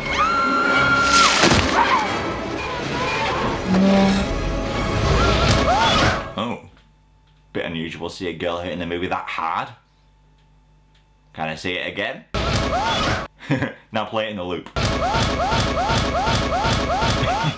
God, I'm going to hell. Disclaimer, I'm playing a character. I'm a big advocate of women's rights and I have nothing but respect for the ladies. I do not get off watching women repeatedly get hit in the face with an office desk. He's just a great big jerk. But Spidey arrives just in time to make a daring rescue in a pretty damn awesome sequence of Spidey dodging the debris to catch Gwen. Thank God you're okay. Daddy! Hey, I'm the new guy. New guy?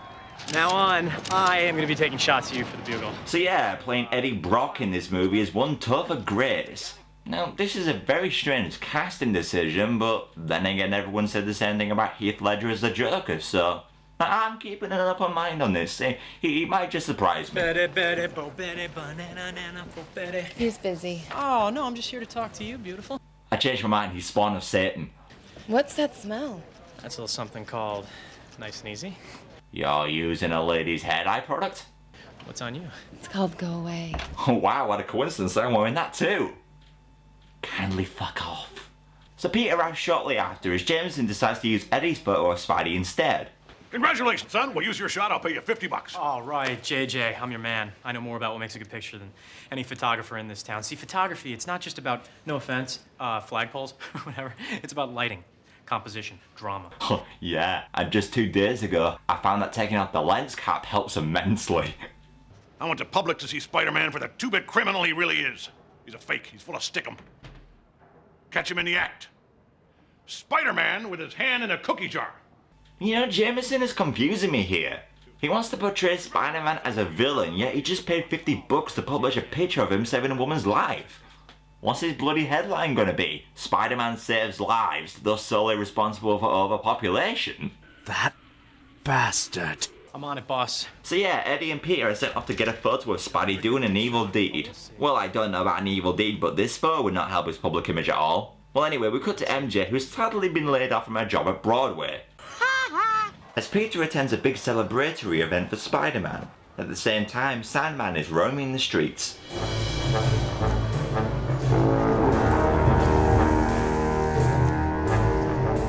Man, hate to think what it's like for him when he takes a piss. It's gonna burn. But the police spot Flint as he hangs out in a conveniently placed truck full of sand. Okay, slow and easy does it. Don't worry, it's not as if this guy has the ability to make a giant fist out of sand that will send me flying several feet into the air, most likely breaking my back and leaving me in the hospital for several weeks. That'd just be stupid. So Flint flies off as the ceremony gets underway. Who is it that breaks your fall, puts out the flames, and saves your children?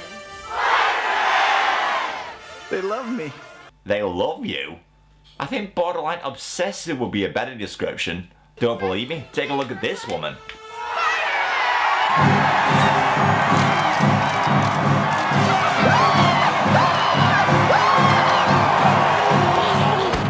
So yeah, instead of trying to hide his identity and protect the ones he loves, Peter's now making public appearances with huge crowds of photographers, brass bands, the works. This is sounding a little too familiar to another universally hated superhero film, isn't it?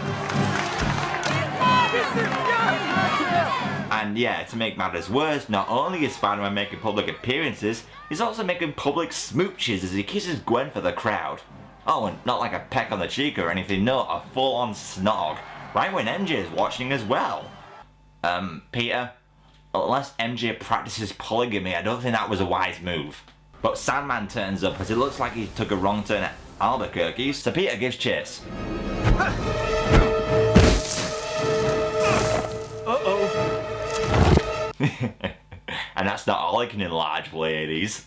Disclaimer. Don't have sex with men whose molecular structure is entirely made of sand. Insertion will be a painful process and is likely you'll get an infection. It gets kinda itchy. So after a fight between the two, Sandman distracts Spidey as Flint gets away. We then cut to Peter arriving at a restaurant where he plans to propose to MJ. Okay. Oh, would you like some champagne? How'd that get in there? Oh, don't cry. Oh, don't cry. Wow, what an ass! So MJ arrives, and I have to admit, Bruce Campbell here as a French maitre d' does get in a chuckle or two, but he's overshadowed by Peter, who for some reason has all of a sudden started acting like a complete asshole. Get this, MJ is obviously not doing well, so Peter tries to give advice on how to cope with the stresses of being famous. Oh yeah, because it worked so well the first time. I see Spider-Man posters in the window. The kids running around with me on their sweaters. It's a big Halloween item. You do know you're supposed to be telling MJ the bad side of being Spider-Man, right? I don't know, I guess I've become something of an icon. Like yesterday, they kept screaming, Spider-Man, Spider-Man. People adore and worship me like a god, MJ. I know exactly how you feel. And just when you thought things couldn't get any worse for Peter... Hi, Pete. Hi. Of all the restaurants and all the cities in all of America, she had to walk into this one. Sam, the script is fucking horrible. Can I use your Colt 45? Thank you. Oh, she's in my science class. It's not her best subject. What? How come you never mentioned her? How come you haven't mentioned her? I think the bigger question is, why did you stick your fucking tongue down her throat? She's just a girl in my class. Let me ask you something. When you kissed her, who was kissing her? Spider-Man or Peter? What do you mean? Okay, I refuse to believe anybody can be this stupid. You just had a part-time model walk up to your table and gloat about how great a kisser you are when your girlfriend is sat right in fucking front of you! And you go... What do you mean? What the hell happened? I'd understand Peter acting like this if he had been in contact with the symbiote, but he hasn't yet. I'm actually siding with MJ here, and you all know how much I hated her character in the second movie.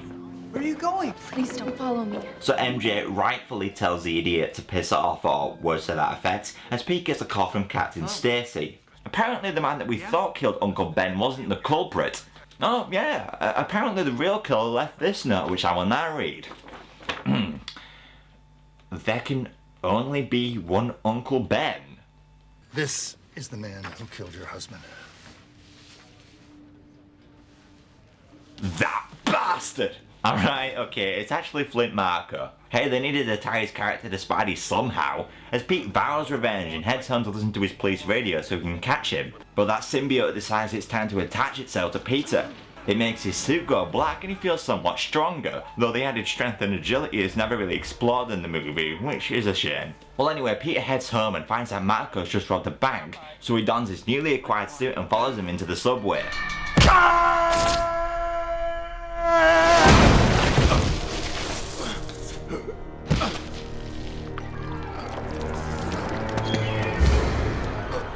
Wait, so Sandman's weakness is water? Okay, first of all, isn't the human body like 70% water? So isn't that like a weakness to yourself? And before you say, well maybe he doesn't have any water left, well he visibly sheds tears in the movie, so that's obviously not right. And secondly, a weakness to water means that you're only going to be useful when it ain't raining. Damn, good thing this movie wasn't set in the UK, I'll be over in 2 minutes. So Peter washes Flint away thinking he's killed him and decides it's time to enter emo mode. Leave me alone. Give me rent. You'll get your rent when you fix this damn door! It's just a door, Pete. You'll get your rent when you fix this damn door! And if those door hinges are squeaky, then may God have mercy on your soul. He is a good boy. He must be in some kind of trouble. Wow. And you know something, I'm pleasantly surprised. I was half expecting Mr. Dickovich to lose his shit there, but he totally surprised me. His character actually has dimension. You have a problem with the phone? No, I was trying to figure out what to say. If it's a woman you're calling, then you say, you're a good woman, I'm good man. Good God, it's so simple. Mr. Dickovich must be like a chick magnet. Tell us more, oh mighty sex lord. In Soviet Russia, girls fuck you. Right. So we cut back to MJ, and because she can't go 2 seconds without a man in her life, she decides to go over to Harry's place to make omelettes and do the twist. Wait, what?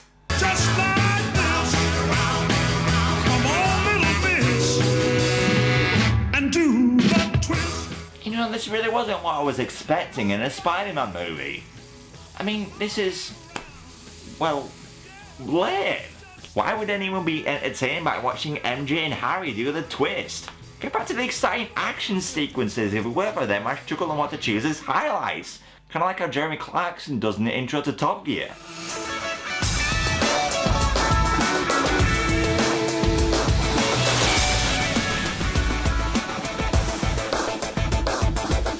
Tonight, Harry makes an omelette. MJ sits on a bench. And Peter wears a jumper.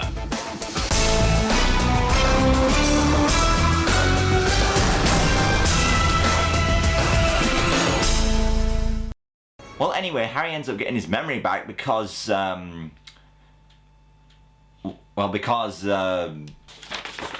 yeah, the script says so.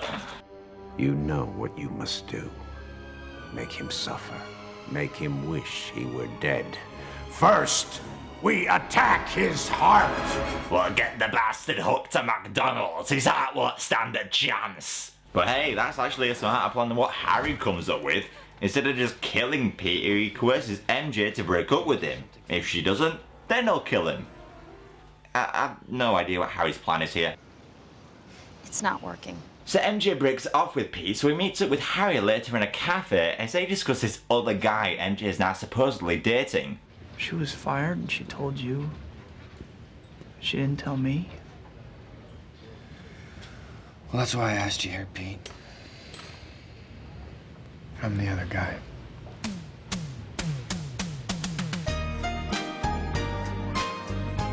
Okay, but seriously, when did Spider-Man 3 turn into a fucking soap opera?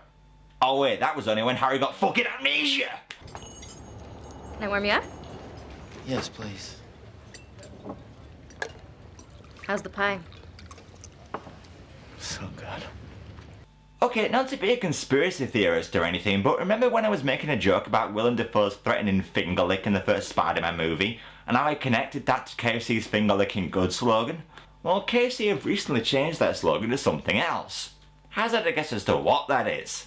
So good.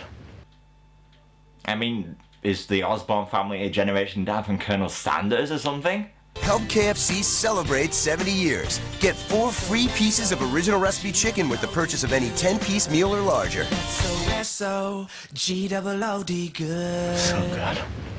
But Peter digivolves into Emo Mom once again and goes to pay Harry a visit. What did you do to her? I did what you failed to do. Oh, the possibilities. Oh, man, this is where I wish I could just employ the cast of Whose Line Is It Anyway to help me with these reviews. This would be a great time to play the quick change game, wouldn't it? What did you do to her? I did what you failed to do. I was there for her. Change. I lasted longer than 30 seconds. Change. I actually made love to her without crying. Change. I didn't have to take 8 Viagra pills to keep her happy. Change. I put it in the right hole. Change. I didn't switch her contraceptive pill with a roofie. Change. When she suggested we spoon her, I didn't open the cutlery drawer.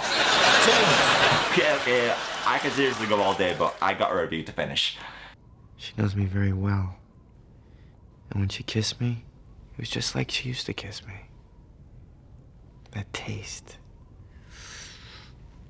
Strawberries. Ah, too late, Harry. Sean Bean already used that one in GoldenEye. Lovely girl. Tastes like strawberries. Besides, I'd have gone for something a bit more obvious. That taste. Lips. So Peter and Harry have a fight and crash into the Green Goblin lab when Pete gets the upper hand by throwing one of Harry's pumpkin bombs back at him. How the hell this doesn't kill him, I really don't know, seeing as how we saw these bombs disintegrate people in the first movie. Well, anyway, Pete then quickly finds out that Eddie faked a picture of Spider-Man robbing a bank so he can get the job at the Bugle. So he exposes Eddie and he's swiftly fired. Peter then gets the job and proceeds to celebrate by, oh god, here we go.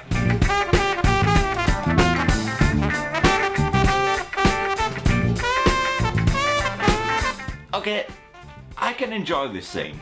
Well, honestly, I can, but Peter, you are not cool enough to be using a James Brown track. In fact, I think you're only cool enough for one track and one track only. Never worry about a thing, got the world on a string, 'cause I've got the cure for all of my blues.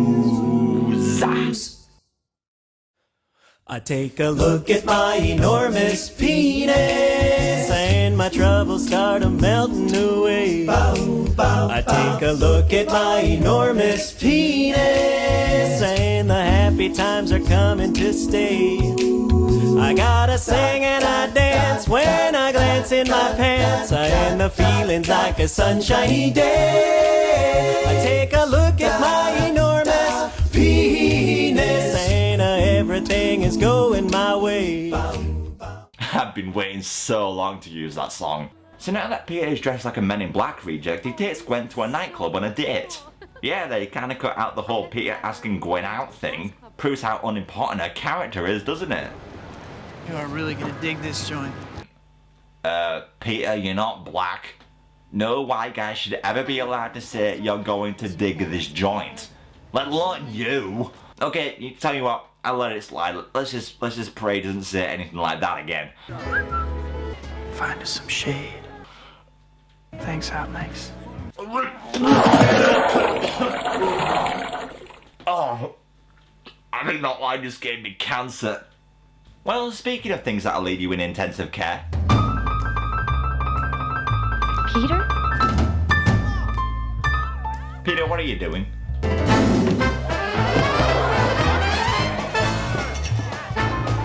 Thanks. Please stop that. Stop.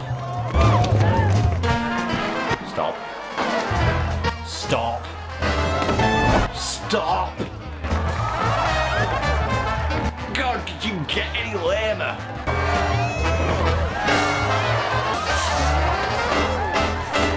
Now dig on this. Oh, God, no. Hold it! What the hell is that shit? Oh, that is disgusting. What's wrong with you? It's a little thing called the script, MJ. The baby we once knew is gone. So in quite possibly the quickest shift of tone I've ever seen in a movie, Peter gets into a fight with the bouncers and ends up hitting MJ. Devastated by what he's just done, he decides to change into his Spidey outfit, climb up on the roof of a church, and film his obligatory shot for the trailer. Okay, well, whilst Peter's doing this, Eddie coincidentally enters the same church to pray. I come before you today to ask you for one thing.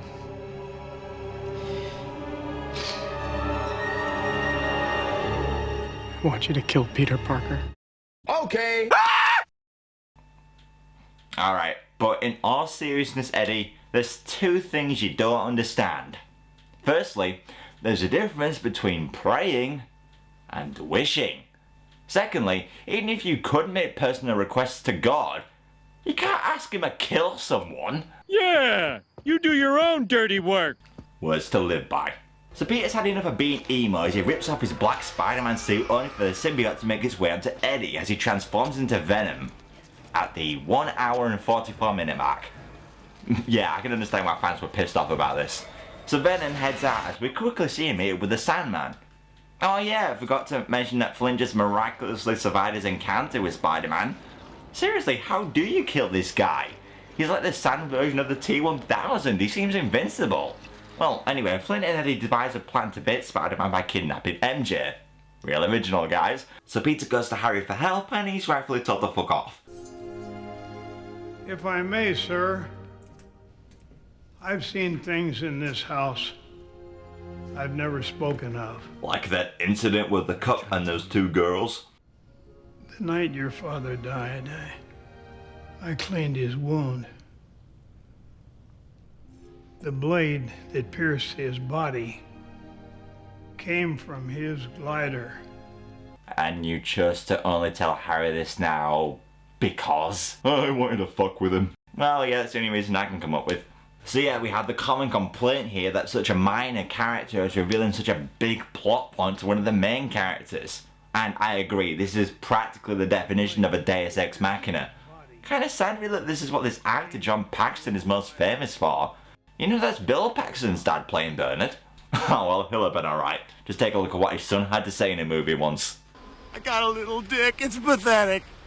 If his ego could recover after that, I'm sure his dad will have been fine. So we cut back to Peter as he arrives in all fuck yeah American glory to save MJ. And now rise for the American national anthem. America, fuck yeah!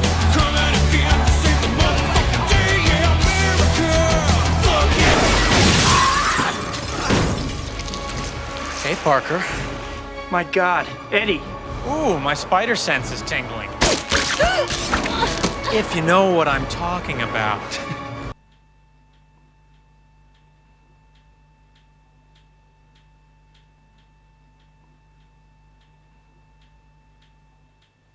He's talking about his penis. So Spidey and Venom finally do get out. Oh, this is looking more like it is the fan fiction actually. Do you remember? Do you remember what you did to me? So whilst Venom is just talking, something happens. Something that we as a human race thought could never see come to fruition. Mary Jane actually does something.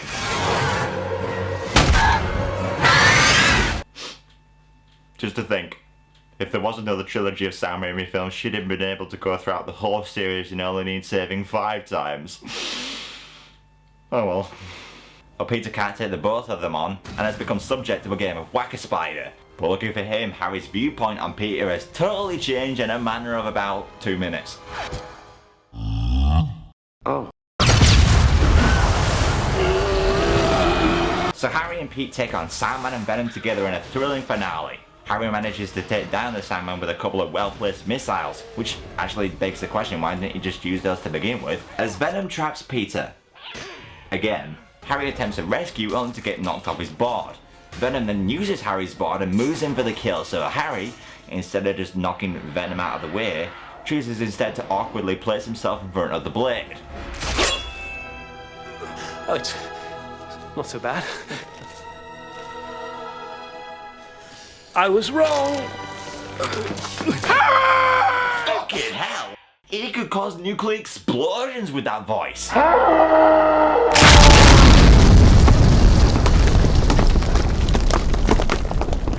Still got the moves. Anyway, what the hell was Harry thinking? Earlier in the movie we found out that the board was coded to Harry's suit. In case he ever got separated from his board, he was able to bring it to himself. Why didn't he just do that? The board would fly out of Venom's hands, leaving him without a weapon. Simple. Seriously, I've never seen a character so pointlessly die before. If you're gonna write that a character sacrifices himself for a friend, you've gotta make it a last resort decision. You've gotta make it so that the character is literally left two and only two choices. Sacrifice yourself to save your friend, or let the fucker die. If there's a plot hole in such a pivotal point in a film, you're immediately gonna be pulled out of the movie, and any emotional impact the film was striving for will be lost. Fantastic, Raimi. A character that I've known for 3 whole movies dies and I didn't even feel anything. How is that even possible? But hey, talking about characters that die pointlessly, Peter manages to pull Eddie out of the symbiote, only for Eddie to jump right back in when Peter throws in a pumpkin bomb. No!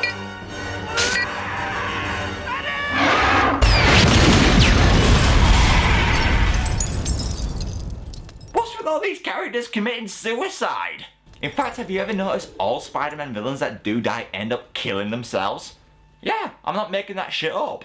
That robber Peter was after tripped and killed himself, Green Goblin got impaled by his own glider, Doc Ock pulled down the sun machine and ended up drowning himself in the process, and then you got these two bozos. Damn, forget about Electro needing a source of electricity in the new film, what he needs is the number for the fucking suicide hotline. Everybody needs help sometimes, Peter. My daughter was dying. I needed money. So yeah, Flint tells Peter what happened on the night of Uncle Ben's death and Harry was involved. Then I saw my partner running over with the cash. And the gun was in my hand. Oh, come on, Peter. Nobody has a trigger finger that itchy. He's obviously lying to cover his ass. Just 5 minutes ago, he was trying to kill you. You're surely not gonna forgive him, are you? I forgive you. Oh, you goddamn pile of spider spunk! What? And now you're letting him go? He hasn't even cured his daughter yet. He's just gonna go rob some more fucking banks. He doesn't know how else to get the money. Spidey, the police are gonna arrest you for aiding and abetting. No wonder there's no Spider-Man 4. Your ass is behind bars. Don't drop the soap, big homie. Yeah, Spidey's sense is gonna be tingling a lot more than usual now, isn't it? That's disgusting.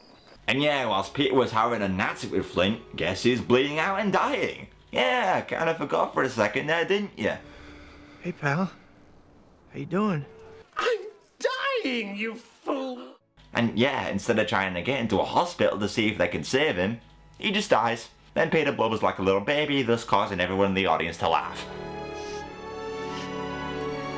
Hey, MJ. What? I just realized something. What? Harry was rich, right? Yeah. And we're his best friends, right? Yeah. Holy shit, we're in his will, MJ, we're rich! So yeah, for a film as stupid as Spider-Man 3, the ending's a bit of a downer. This is the second Spider-Man film that ends with a funeral, and then Pete and MJ meet up in the jazz club, they have a bittersweet hug, and that's it, the end. I think my version would have probably gone a little bit more like this. Sorry, MJ. I've got some bad news. We weren't in the will. All Harry left us was a pumpkin bomb and a packet of Monster Munch. But who did the estate go to? The fucking butler.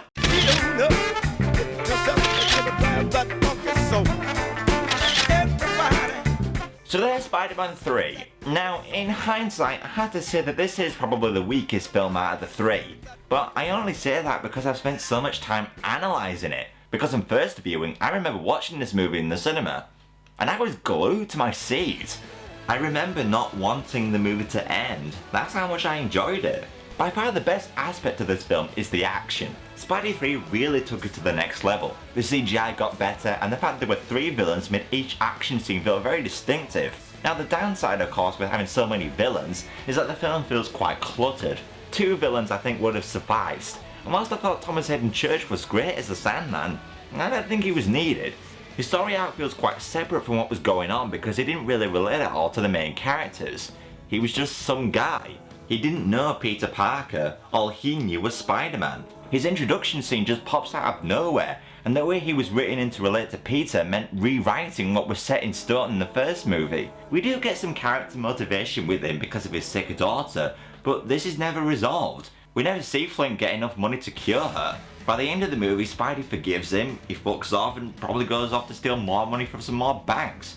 His story just felt incomplete because more time had to be spent on other characters, hence why it would have been better to save him for another movie. And then we have quite a big problem with the script. Many characters do things that don't make sense, some of the dialogue is horrendous, and half the time the film feels more like a parody of a Spider-Man movie than a legitimate one. Now I'm not saying it's bad to be a stupid movie, but the film tries to be serious as well. You've got dumb scene, followed by emotional scene, followed by comedic scene, followed by serious scene, and usually all in quite a small time lapse.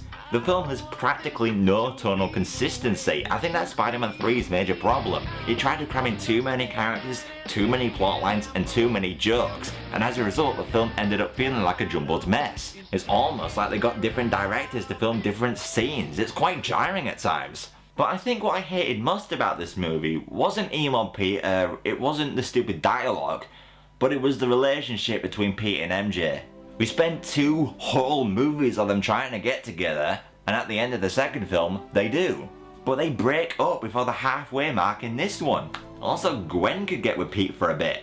And yeah, Gwen is another character that just didn't need to be here. And I would still say that even if I did like her character, which I don't. Gwen is just another damsel in distress with no dimension or anything likeable about her. In fact, have you ever noticed that all 3 major female characters have needed to be said at least once in this trilogy? It's kinda sad really. It's one of the things I like so much about The Amazing Spider-Man. Andrew Garfield and Emma Stone have so much more chemistry together in Mark Webb's version than Tobey Maguire and Kirsten Dunst did in the Raimi trilogy. Not to mention Gwen in the new film was just all around more competent. She was smart and really knew how to get herself out of a sticky situation without having to rely on Spider-Man to save her. MJ on the other hand...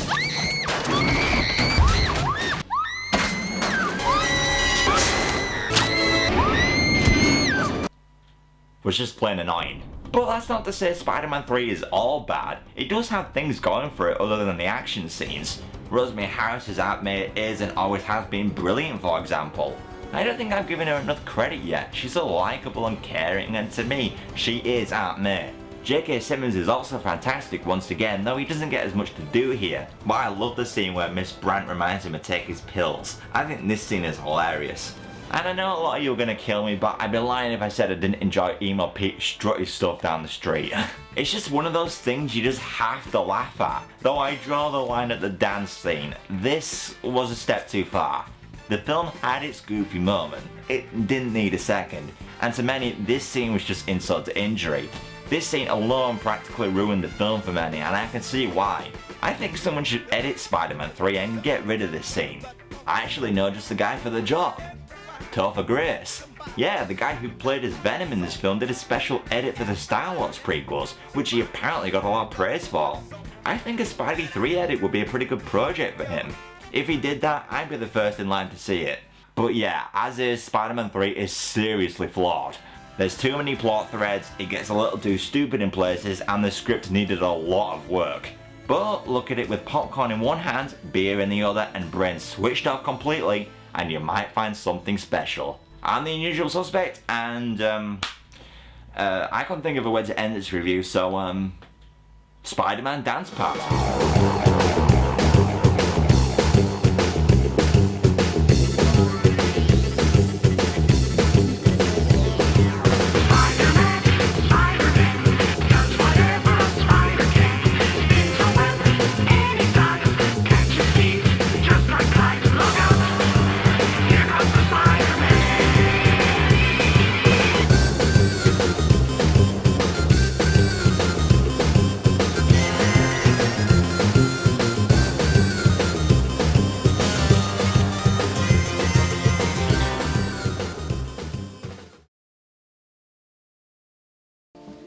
hope you'll make it very special for Mary Jane.